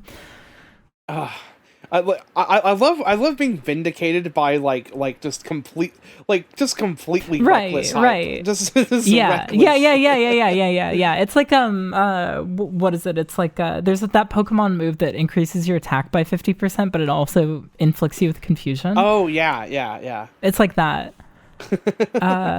That's what hype is. And then also I want to shout out Bocchi the Rock. Bocchi the Rock Johnson. Again, a fucking toddler would say that. Yeah. You need a better host. Get Brian on. Kick my ass off. I'm out. But yeah, fucking Bocchi the Rock is great. I didn't know basically anything about it going in. Same with Do It Yourself. I was like, again, like I went into it being like, I don't like K-On! Because I'm too much of a snob about how music is portrayed in media. Most annoying opinion I could possibly have about K-On! That's why I just shut my fucking mouth about it. So I kind of figured I'd go into it and it would be like, all right, this is like a fucking like Bushi Road style, like kind of like Bandori, like Love Live kind of thing. But it seems to really kind of implicitly understand the dynamics of being in a band so far in a way that I have really only seen in something like Beck. Obviously it presents itself in a very, very different tone. Yeah. Bocchi the Rock is much more comedy oriented and it is very funny. But there's a kind of understanding and heart to it where the characters and their relationship to music is concerned that really made it soar for me. So big shouts out to that one. I tweeted about it, but there's a fucking Steinberg interface and a MacBook running Logic Pro in like the first 3 minutes. That was how I knew. That it was legit. It was like, oh, this is the real shit. This is what. Yeah. This is where it's at. Yeah, exactly. Yeah. We're both also watching Mob Psycho 100 but I feel like it's the final arc of that show. Yeah. It's a known quantity. It's amazing. Yeah. Of course. Yeah. I teared up with the first episode. Loved it. So, we can probably talk about it whenever it's over and stuff. Yeah. But, other than that, I've been watching. This one's actually like. There's a prologue and then there's 2 episodes already out, and I've watched both of them. Right. Have you seen the prologue? I have. I did watch the prologue. Okay. Yeah. So I've been watching the Gundam. Mobile Suit Gundam: The Witch from Mercury. I didn't really know what to expect going in. I was like, I wasn't really like skeptical or cautious. I was kind of like just down for it because the title is really cool and like the right.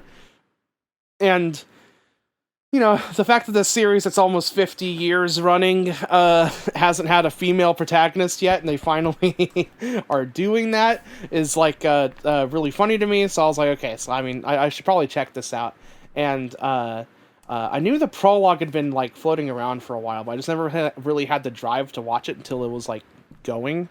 The prologue is interesting. I feel like it kind of like it's like weird in conjunction with the first episode, because the first episode is like completely different in feel. Okay, it's that's like good to weird. know, because I fucking hated the prologue. Really? Yeah. What did I you thought hate it was, about it? I just thought it was really hackneyed. Yeah. That bit where he sings happy birthday, like I saw it coming from like the second I found out it was her birthday, you know, Yeah, like that shit is, it came off really, really forced. Yeah. It's It's interesting because it really feels not needed.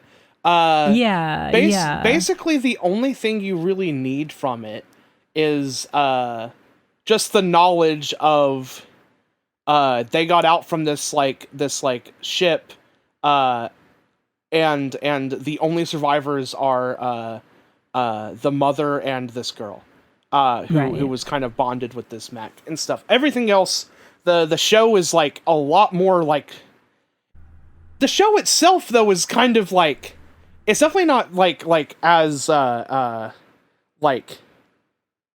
hackneyed as that though. So I feel like that was like, I believe that. I feel like the prologue was almost maybe trying to do like a movie's worth of setup in like 20 minutes. So like you just had to like run through a bunch of shit.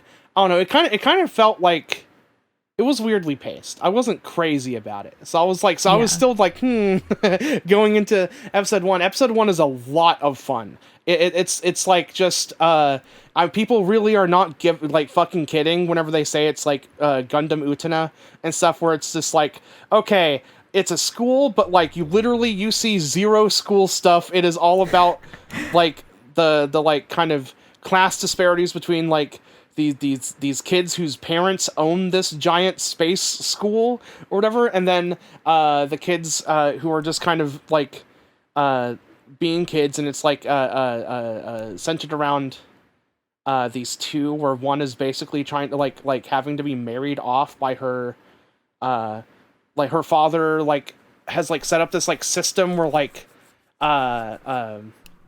he's basically like marrying her off to like whoever like wins, you know, like it's seriously Utena. But to whoever like wins these duels of Gundams and stuff. But then and like I was having fun with it, but like it kind of like I enjoyed it, but I wasn't like super in. And then episode 2 was like, oh, this is also still a Gundam show though. Because you get like very little of the Utena stuff in there at all. Stuff in episode 2. So it's weird. It feels like it's constantly shifting on me, and I'm becoming a lot more interested every time it has done that. And the stuff with the mom is getting very interesting, because like now it's like, okay, what the fuck is her deal? Because she comes back in and she has like a helmet and looks like the Char of the show, and it's like this is really strange. And I'll have to see how things pan out with it, because all of the things that I heard about the first episode in conjunction with me having watched the prologue, kind of it didn't match. or it didn't match, and it was kind of like, I feel like I gotta wait this one out. Like, you know, that there's this thing that happens sometimes online, and obviously I'm not trying to fault anybody for it, because I think it's a totally understandable course of action. But I think this thing happens sometimes, where something in a long-running franchise does something really bold for the first time, and it kind of, the fact that it did it sort of supersedes the amount or the degree too much. You know? So I started seeing everybody say like gay Gundam, and I was kind of like, I saw the screenshots and I was like, I don't know about this. I don't know that this like I've is going to wind up being as significant as like the terminology they're using makes it out to be, if that makes sense. Okay. I think so. Basically, like the setup and everything is that the main girl, she wins the duel at the end of the first episode, right? So she is now betrothed, and the second episode is kind of about them trying to disqualify, just try to cancel out that win, because she's using a Gundam, and after the events of the prologue, Gundams are like completely banned. They destroyed all of them. You're not supposed to have one. Right. So they suspect her of having a Gundam, and she's like, but no, this is just the Ariel. Like, that's just the name of the mech. It's like, this is the Ariel. This isn't a, like, she doesn't know anything about that. Right. So there's kind of like a back and forth thing and like some political intrigue that definitely had me going like, oh yes, the Gundam, baby, here we are. It's like all these factions and shit. Like, there's a couple lines that, like, yeah, I'm not really exactly sure where it's going to land on it, because, so I am personally, like, I totally get people that are, like, extremely stoked and are, like, yelling about it and stuff. Yeah. But I personally am gonna hold back and because I've been around the block. I've right. I've kind of seen how this goes sometimes. Right, exactly. And I had the same reaction. It's not that I'm like disproving it or trying to like fucking rain on anybody's parade. No. It's just that I know that when somebody says something like that, and I go into it assuming that means more than it does, I kind of have this shitty, I know that this is shitty, I have this kind of shitty adverse reaction to it where it's like, what are you fucking talking about?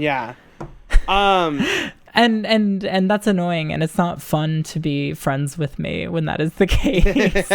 Like, I have a lot of friends who are really, really hype about how things have come together and who are really celebratory of that aspect. And I'm like, I just kind of need my space with this until things die out, and then I can assess it on its own terms. I think I'm not completely like I feel like in most cases I would be just like, I'm just gonna not assume this until it is like actually there, and I don't really think they're baiting though.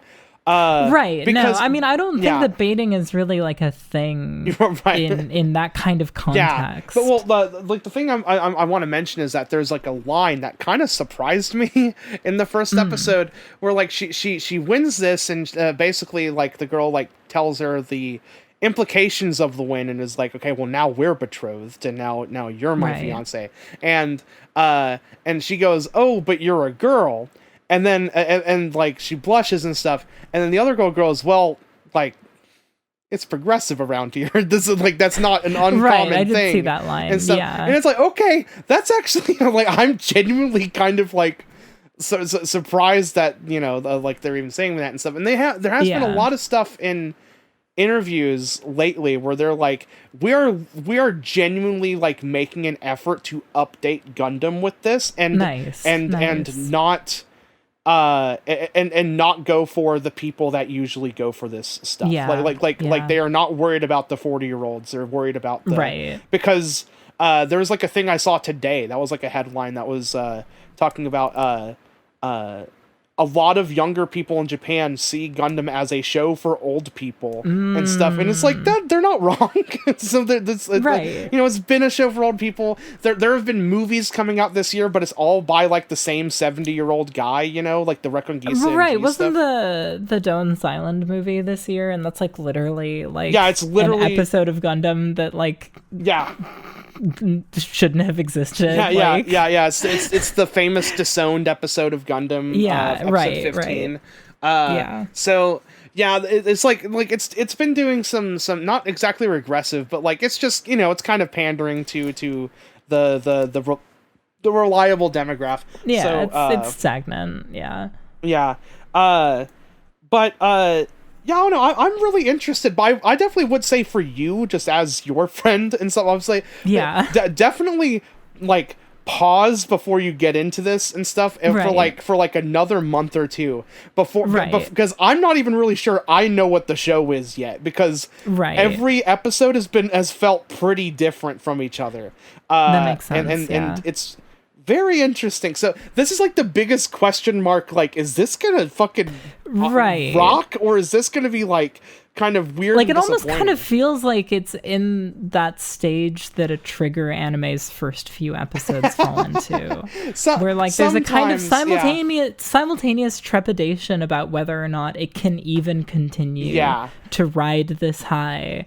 I will, and then other people who are Yeah. willing to ride that high immediately, and that's fine. Yeah. I don't mean to Yeah. present myself as though I'm like the one person who's sitting back like, oh, but it could go Yeah. either way. I'll say that I think it's like just slightly different, because I think with this it's straight up like I cannot get a bead on where this is going. Right. And so and then Trigger it's like, oh, that was awesome.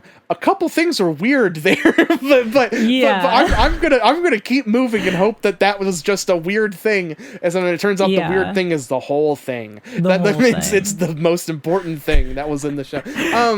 Fucking brand new animal. Anyway, the last thing is Urusei Yatsura, but that's not out till tomorrow as of the time of recording this. But I'm just going to assume that show was fucking awesome.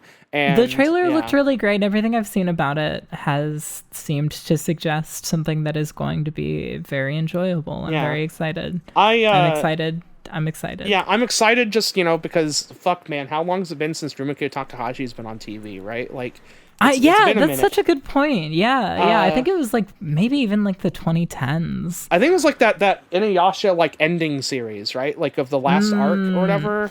Like it got its 1,000-year blood war.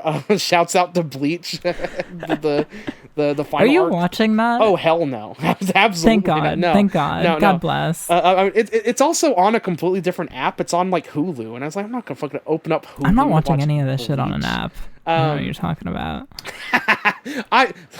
I watch on apps because I'm lazy and I don't want to torrent everything. But see, for me, it's like I already have to plug my MacBook into the TV. I might as well just also torrent it. Yeah. In that case, I just be having every fucking app on my fucking Xbox and or Switch and or PlayStation. Yeah.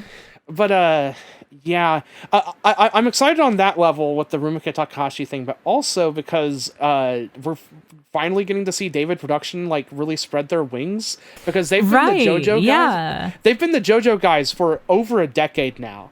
And now they're suddenly doing a series that's going to run for 50 consecutive episodes. Yeah. Like they've done their sprints. Now it's time for a marathon. Right. But also they've been like they're kind of setting themselves down in a lot of ways to be like we are the classic manga guys, because they also put out a Spriggan series on Netflix recently, and I still haven't seen that, and I really want. It feels like it got buried, but they put out a Spriggan over the summer on Netflix. And then also, this is actually a brand new series. They're doing a new Jump adaptation, but they're adapting Undead Unluck next year, and I'm really excited for that, because that series is fucking bug nuts crazy. It's like I've described it before on like a different show as like it's like a 2006 ADV box set that's like a solid like 52 episode anime that's just like got some really insane shit, and it's kind of sleazy, but like it's really fun and you like it and stuff. That's Undead Unluck's like whole thing, and the manga is like literally in its ending arc right now. So like they're gonna have like a real tight like amount of material that's like maybe like 12 volumes or something to adapt over like a couple years or so. I don't know. That's just I feel like they're picking their projects really well, because I really like Urusei Yatsura being like a full year thing, and I saw like an article or whatever where they mentioned that it's like they kind of call it like a greatest hits album of Urusei Yatsura, where they're going to be pulling a lot of like key episodes from the original anime and adapting some of the more like fun fan beloved ones or whatever, but like they're not going to do all of it clearly, because the original anime was like fuck long, well, what I heard is that they're going to be ditching a lot of the stuff that was added in adaptation, and are going to focus a lot more on manga stuff. Probably, on the manga stuff, which means that there are certain key characters from the anime that aren't going to appear in this adaptation, which makes me sad. In particular, there's like an army of like Lum Otaku that are exclusive to the anime, but are really, really crucial to the kind of extended cast in my mind. Oh man, but yeah. we'll see how things shake out. I really want to watch both. Yeah. This the thing is that like I really want to. I think that you should watch this new one first. Yeah. And then get into it. Yeah. Yeah, because like the changes that Mamoru Oshii and company made are obviously controversial among people who are like truthers for Rumiko's original manga for ways that totally make sense. I think Rumiko herself has every reason to not like that original adaptation. I think it's darling. I think it's great. I love it. Even knowing kind of some of the weird decisions that they made and some of the weird reasonings behind it. But I'm really excited to see this series in a way that's more kind of true to the source material. Yeah. I'm like I feel pretty desperate to like get into her manga and so because like Rumiko Takahashi is like one of my like easily like probably my actual biggest blind spot is like I haven't really like I've watched some Inuyasha. Like I've interacted with Ranma 1/2 a little bit and stuff, but I've really not gotten into very much at all. And so I just know her characters because they're so famous. But like she's a really big blind spot for me, and I'm like such a big like devotee of like 80s and 90s era like stuff, you know, like by virtue of being a Jump fan and like Akira being one of my favorite things and stuff, that it definitely feels like maybe the most considerable author that I'm not well acquainted with is probably Rumiko. And that's so funny because up until recently it was Otomo for me. So it's like we've traded off. Yeah, almost. Yeah. But yeah, I don't know. I guess that's all the shows. Yeah, there are a few other things that I'm watching that I'm going to hold off on talking about until later, like we said. Yeah. Just because, you know, we'll see how things shake out in time. Yeah. Just because, you know, certain shows are in their infancy right now. There's not quite as much to say. Yeah. Yeah. Do you want to do like one or two more questions and then we'll talk about our final topic and then we can skedaddle? Yeah. I got a good quick question, which is they didn't leave a they didn't leave a like a their name. Yeah. So I'm going to leave it anonymous. Sorry, I was laughing because I was reading the question. The subject is Dear Nicky. Oh no. And the rest of it says, "What the fuck does Zaza mean? I saw you retweet a picture of the Disney dinosaur a while back that said, when you walk outside and smell that Zaza. And I thought it meant pizza. So I've been saying it to all my coworkers, but they've been looking at me funny. What the fuck have I been saying? Please help." It's weed, bro. It's fucking the Zaza is the Zaza is that weed smell. It's whenever you're out there and you smell just you like a giant waft of fucking big green cloud of weed like around someone who's just been smoking it and stuff, and like even like a contact high thing. It's weed. Yeah. I'm sorry. Okay. I'm sorry that you've been saying a weed thing. We need to set the fucking record straight because not enough of you fucking pencil-necked nerds. The person who wrote it is not a pencil-necked nerd. I just need to make that clear. Yeah. Honest mistake. I'd never heard Zaza until that meme. I knew implicitly it was weed because there's something wrong with my brain. That shouldn't be your default. Or maybe it should, I don't know. But at any rate, you're fine. But all of you other pencil-necked nerds. Yeah. When I hear the phrase mid, well, it's just like middling, right? Yeah. It's weed. It's weed. It's weed. It's weed. It's mid-weed. It's mid-weed. It's weed that gets you high, but not really that high and stuff. So it's like, oh, okay. It's not a good high. It's not a good high. That's what mid is. That's what mid has always been. Yeah. Nobody on here fucking followed the gospel of I look like Lil Bill. If oh fuck, oh shit, you can't say that. I look like Lil Bill. Like, I fucking love that account.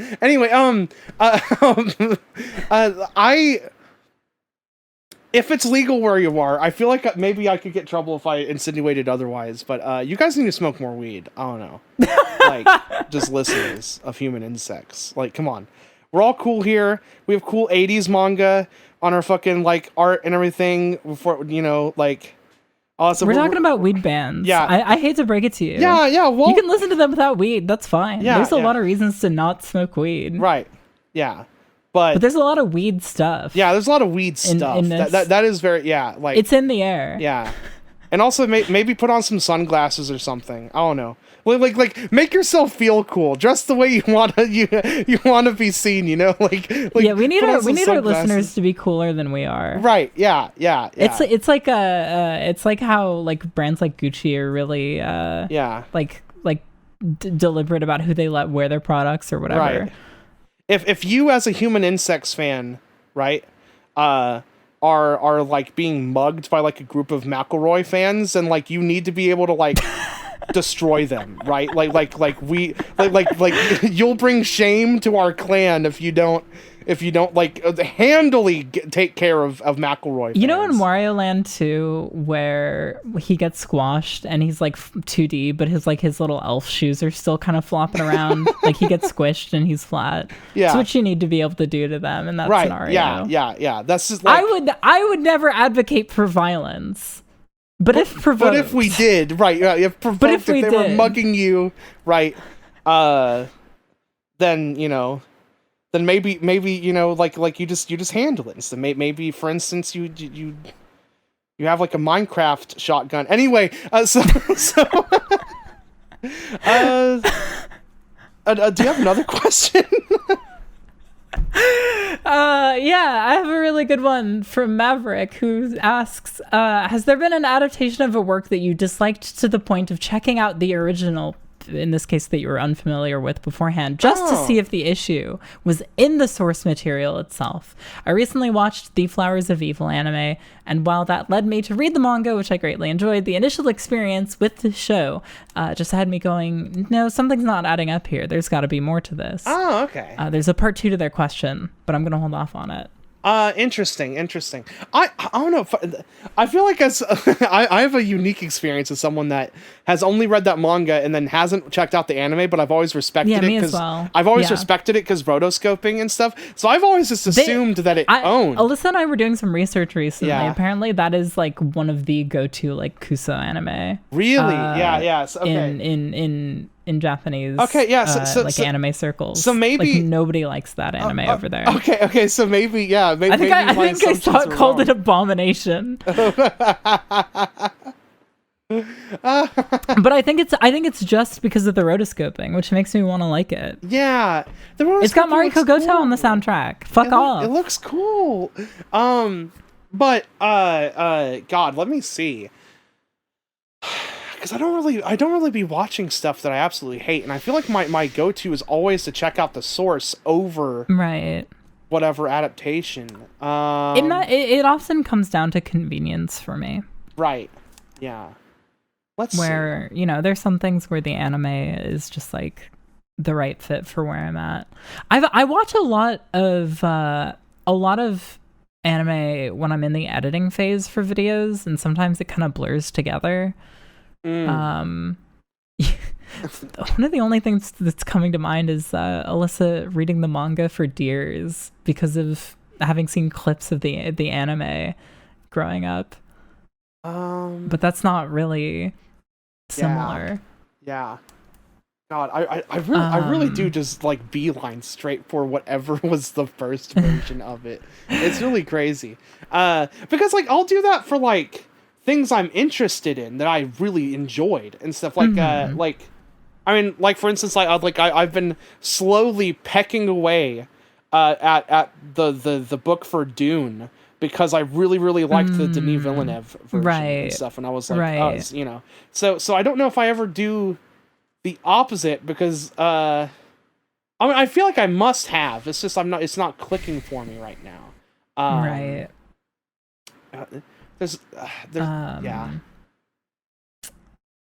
Yeah, Yeah, I feel like there should be one for me theoretically. Well, you know what? Certain things about the Beck anime got me to read certain similar portions in the manga to see how they stacked up. Yeah. And they're definitely less weird, shall we say? In the manga, I think it kind of comes together a little clearer, so to speak. I feel like I had the opposite experience with Black Clover, where I've been reading that, and like I'm like halfway through the manga now, and I like read one of the fights that was like really impressive to me on the manga, and I was like, I wonder how they did this in the anime. And the clip that I found, I can't stop thinking about absolutely fucking like I was thinking about that clip while we were watching the Chainsaw Man anime, which is probably the cruelest context you can think about that clip in. Yeah, it completely stopped me in my tracks. I was like, like it just completely broke me. Just like the dire fucking straits that production crew was in. I feel sympathy and brotherhood with the people that animated that, because there's absolutely zero fucking way that they were like, well, I mean, we want to do this. So, yeah. So it's just like, shit, what did they put you through?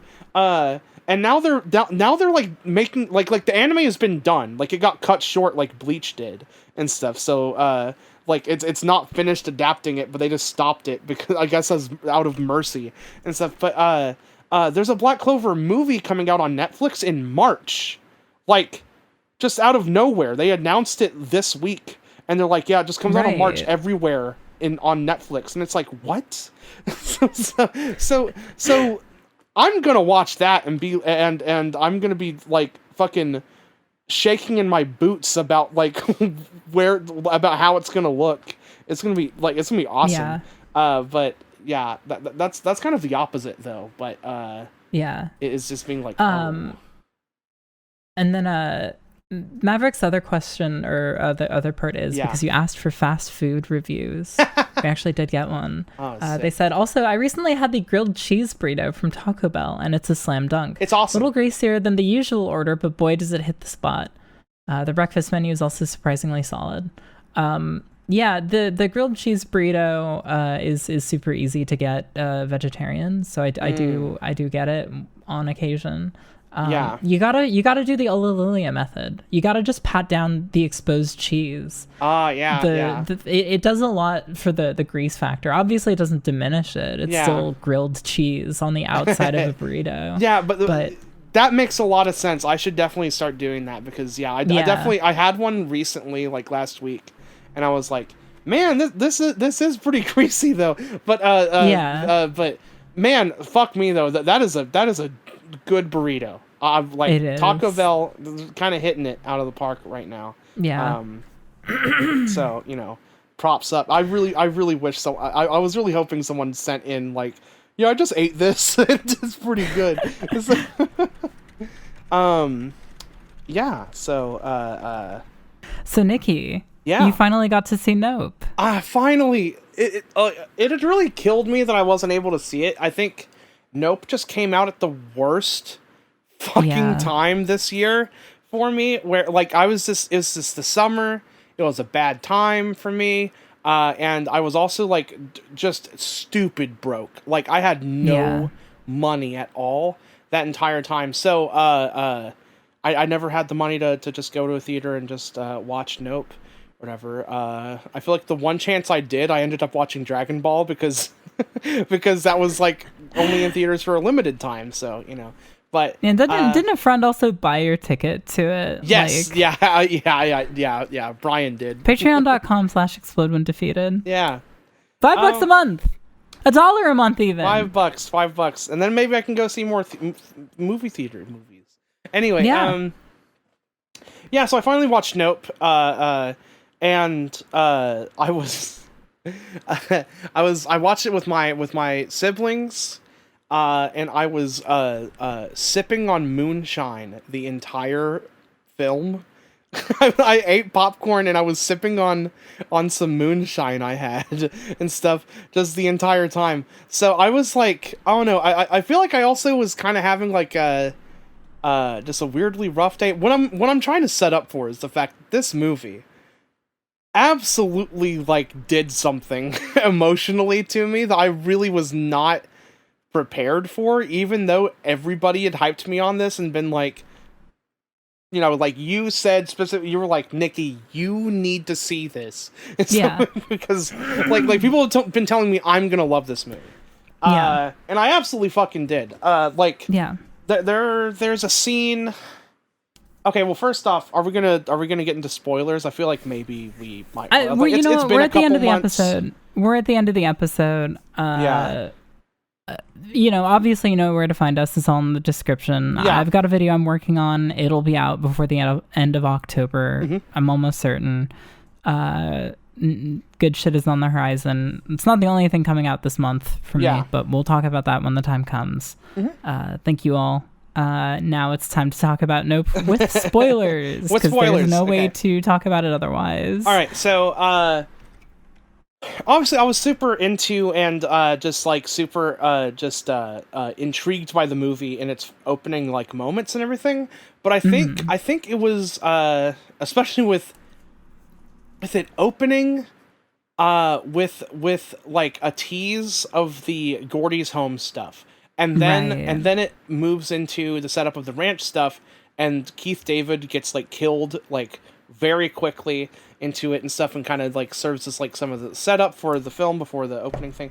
But in the middle of the movie, like about smack dab in the middle, where they come back around to the Gordy's home thing, and they show you like this whole sequence, like tears started just streaming down my face because I was just so happy with the execution and was so excited by what I was seeing and how it was coming together, and how I think you're right, because I think I saw you mention this once or whatever, that or just other people did, that like Get Out is like fun. I really had a good time with that movie. I really enjoyed it and stuff, but it is extremely direct and extremely like it's about what it's about, and it's like not making any bones about it and stuff.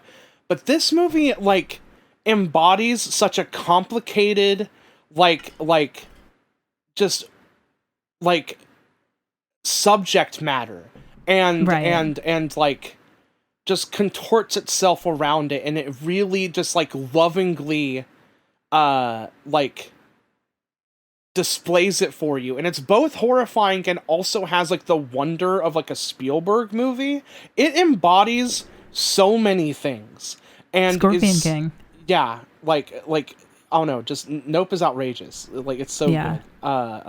Yeah, I don't really know what it is about this one. I think it just ticked a lot of boxes for me, you know, like both thematically and visually and like cosmically, like theoretically, like I don't really know how to articulate the degree to which it ticked every box for me without just saying like, like fucking like, it is a film that is simultaneously about like the concept of spectacle in film and about our legacies and how art factors into that, and our sort of like mass like cultural obsession with darkness and with conspiracy and with things that are just out of reach, and it feels like a film that's both timely and timeless on all of those fronts.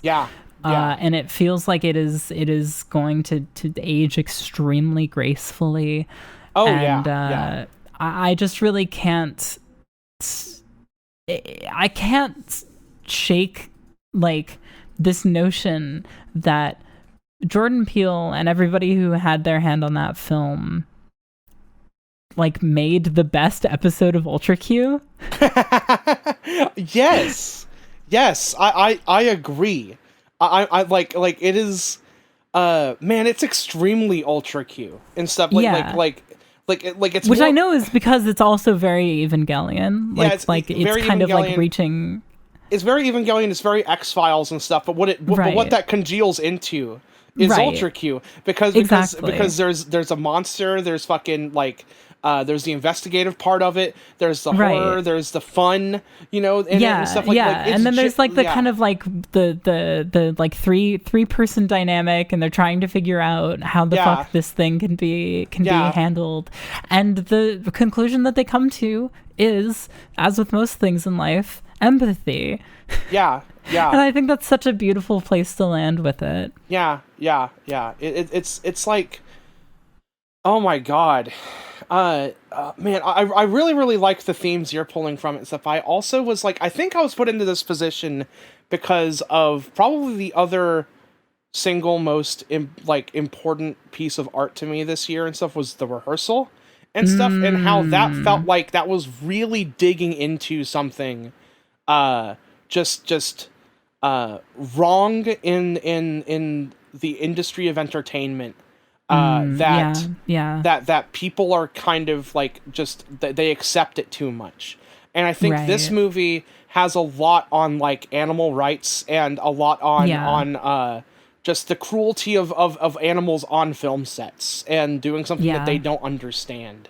And I think the Gordy's home stuff, like, I love that it doesn't like actually factor into the plot. I love that like it's not just like, oh, I mean, you see the way he talks about it, and that says more than any direct parallel ever could. Like that I feel like showed the biggest jump from Get Out to this. Yeah. Like possible. And so it was that like Get Out, like everything counted, everything mattered, everything was like in its like very like tight-knit web. Whereas this was confident enough in just being like, we're gonna have this thing that cuts into the movie that's like this disturbing thing and the story, but it's not actually like they don't get into the fucking UFO and then Gordy's there and stuff like it doesn't. It's nothing crazy or stupid. Like there's no fucking twist really and stuff like that. It really is just like it's thematically appropriate. Yeah. Because because Gordy is also the horses is also the alien. And stuff, which is this animal that they don't understand and can't. Yeah. And I also think that like the way in which there's this kind of monolith in that character's life because of that, and how like the kind of like what exactly that monolith isn't necessarily like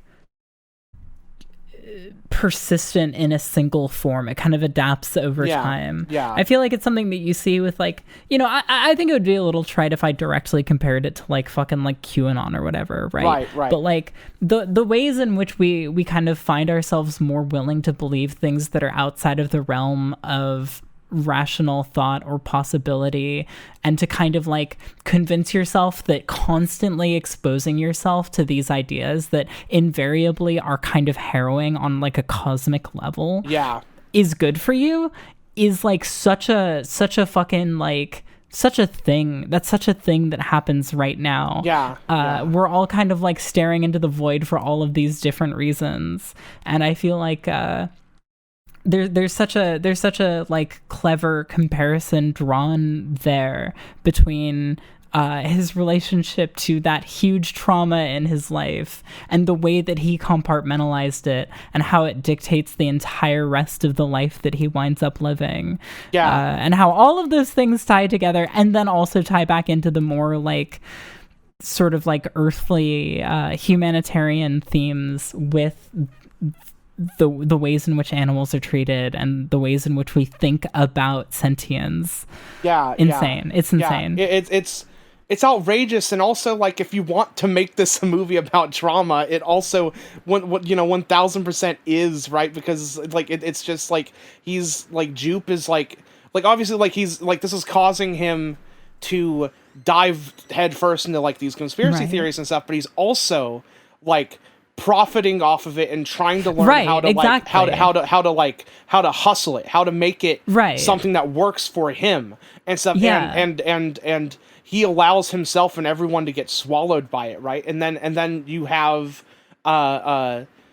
like, and then you have like the siblings who oh no, that like they're united in trauma, but like just dealing with it in different ways. And then you have the moment at the end where like where Kiki is like, you know, she's lost even more and stuff. And then oh my god, no, and then there's the fucking director, because that's another thing I thought was so cool, is that the director, like he's so like fascinated with getting everything on film. Everybody wants it on film. They want to point a camera at it and stuff, and point a camera at this, like what we learned to be an animal that's like in fear and trying and or being territorial, right, and stuff that's being misunderstood. And then like at the very end, you get Kiki, who's lost even more, and she has to like prepare herself to like turn and face cameras that are gonna be like on her and stuff, like in this moment. And it's just, oh my god, it's like it's just like this response loop, but it's also like it's just natural. It's like, I don't know, this is a movie that feels so mature and like learned and like considered, you know, like, I don't know, I feel like I've been noticing that in movies more, maybe because I feel like I'm going through like a maturation phase, right? Where I'm kind of I'm learning to be more considerate, learning to kind of be a better person like all the time. But I feel like this year has been like weird for me and stuff and that. And I feel like this movie, like, I don't know, just really caused me to like think about a lot of that stuff and think about just the way in which this movie like really emotionally overwhelmed me, because of just how compassionate but yet unflinching, yet fucking like awesome it is. Like, it's also just a really fucking fun movie and stuff. Like, I love the stupid kid from Fries that like that ends up hanging out and stuff. Like it's so awesome. The shot where you see his room for like 1 second got such a fucking big laugh out of me and one other person in the theater and nobody else. I felt a real kinship with the guy who laughed at like the fucking like 3 fans that he has set up on his fucking computer that's definitely mining Bitcoin. And he says something, it's like, "Welcome to the tavern." It's so stupid. Like, oh god, I like just that stuff is so amazing. Like, and I really think like I feel like Daniel Kaluuya has like really kind of like been getting out there ever since Get Out and stuff, and you know, he's in Black Panther as well, and he's in these other movies and stuff.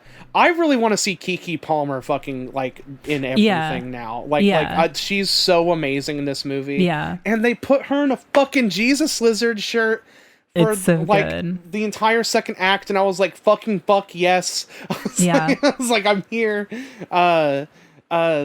I'm being marketed to. After I finished that movie, I DM'd Golok and I was like, "Hey, do you have this particular Earth shirt?" Oh, that's awesome. Because if you do, you're gonna be able to sell it for a lot of money if you wait a little bit. I won't tell you why. Oh my god, yeah, fuck, like, yeah, I was just completely head over heels in love with this. Yeah, like there is no actual way that a movie is gonna get me more this year, I think. Like a new film or whatever. Like, it's just I just loved it so much. I really like, I don't know, just overwhelmed.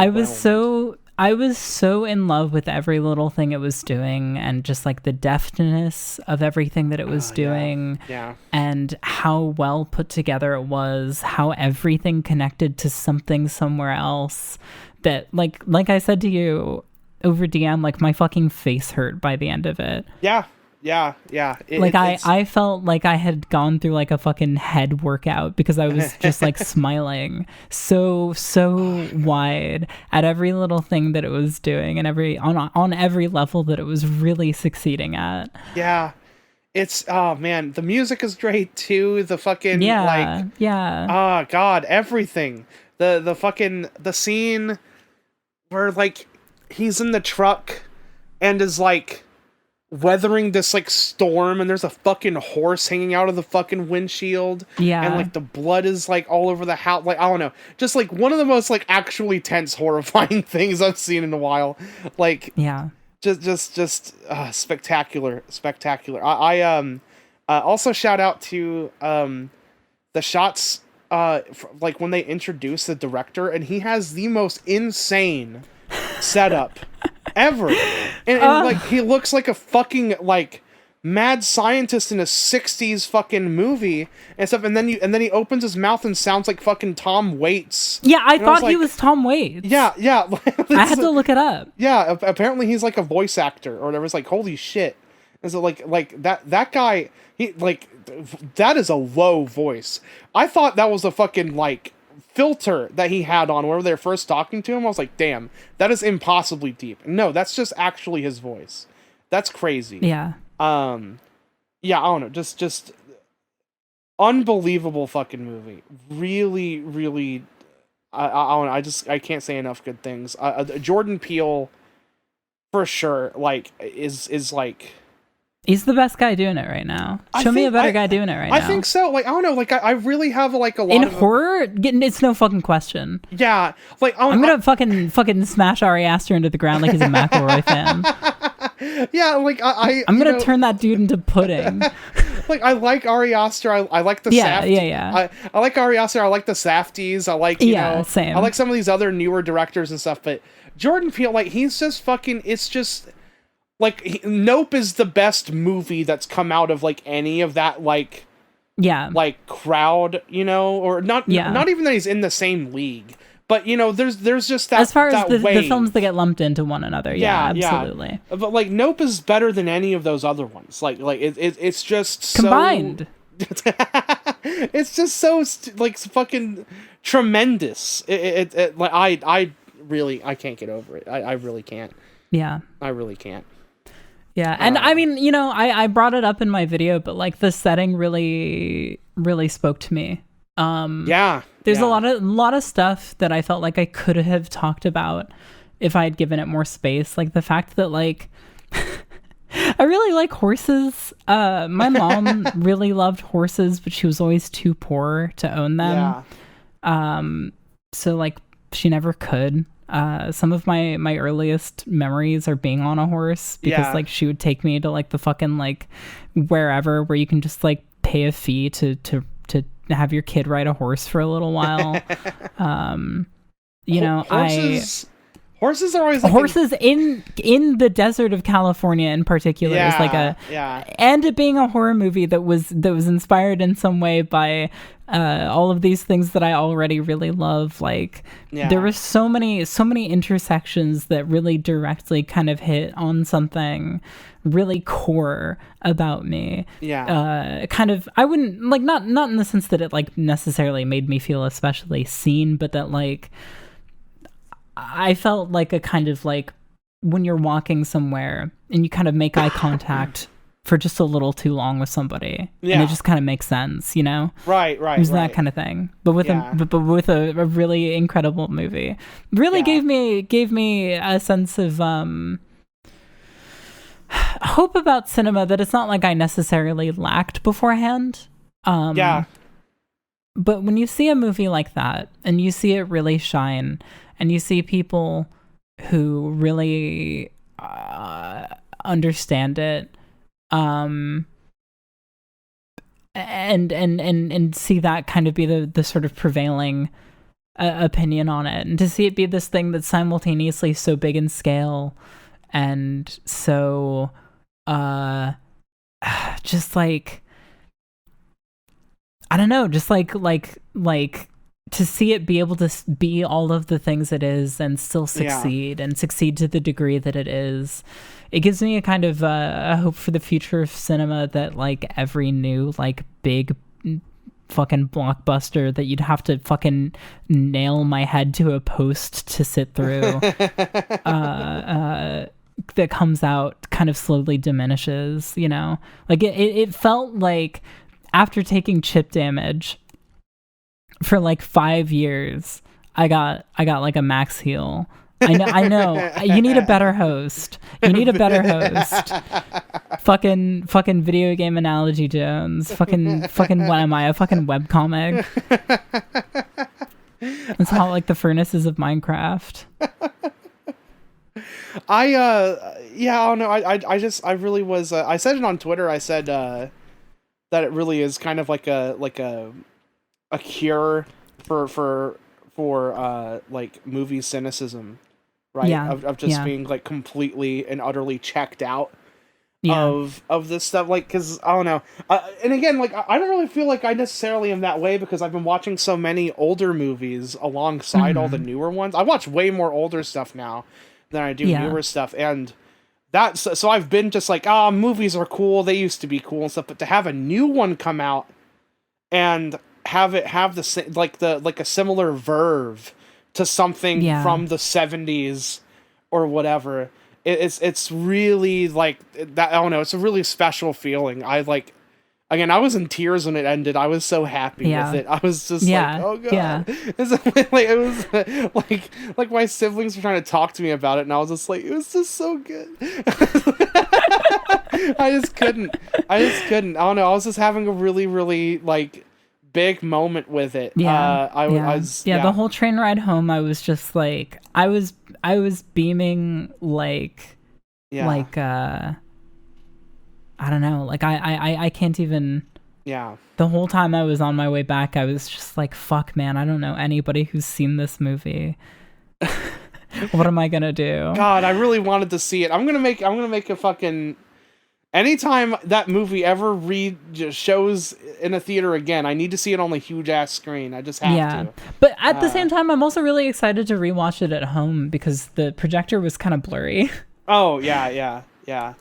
Like, I got used to it, but I would really like to see it, like, kind of crystal clear, you know? Yeah. Great, amazing first experience with it, though.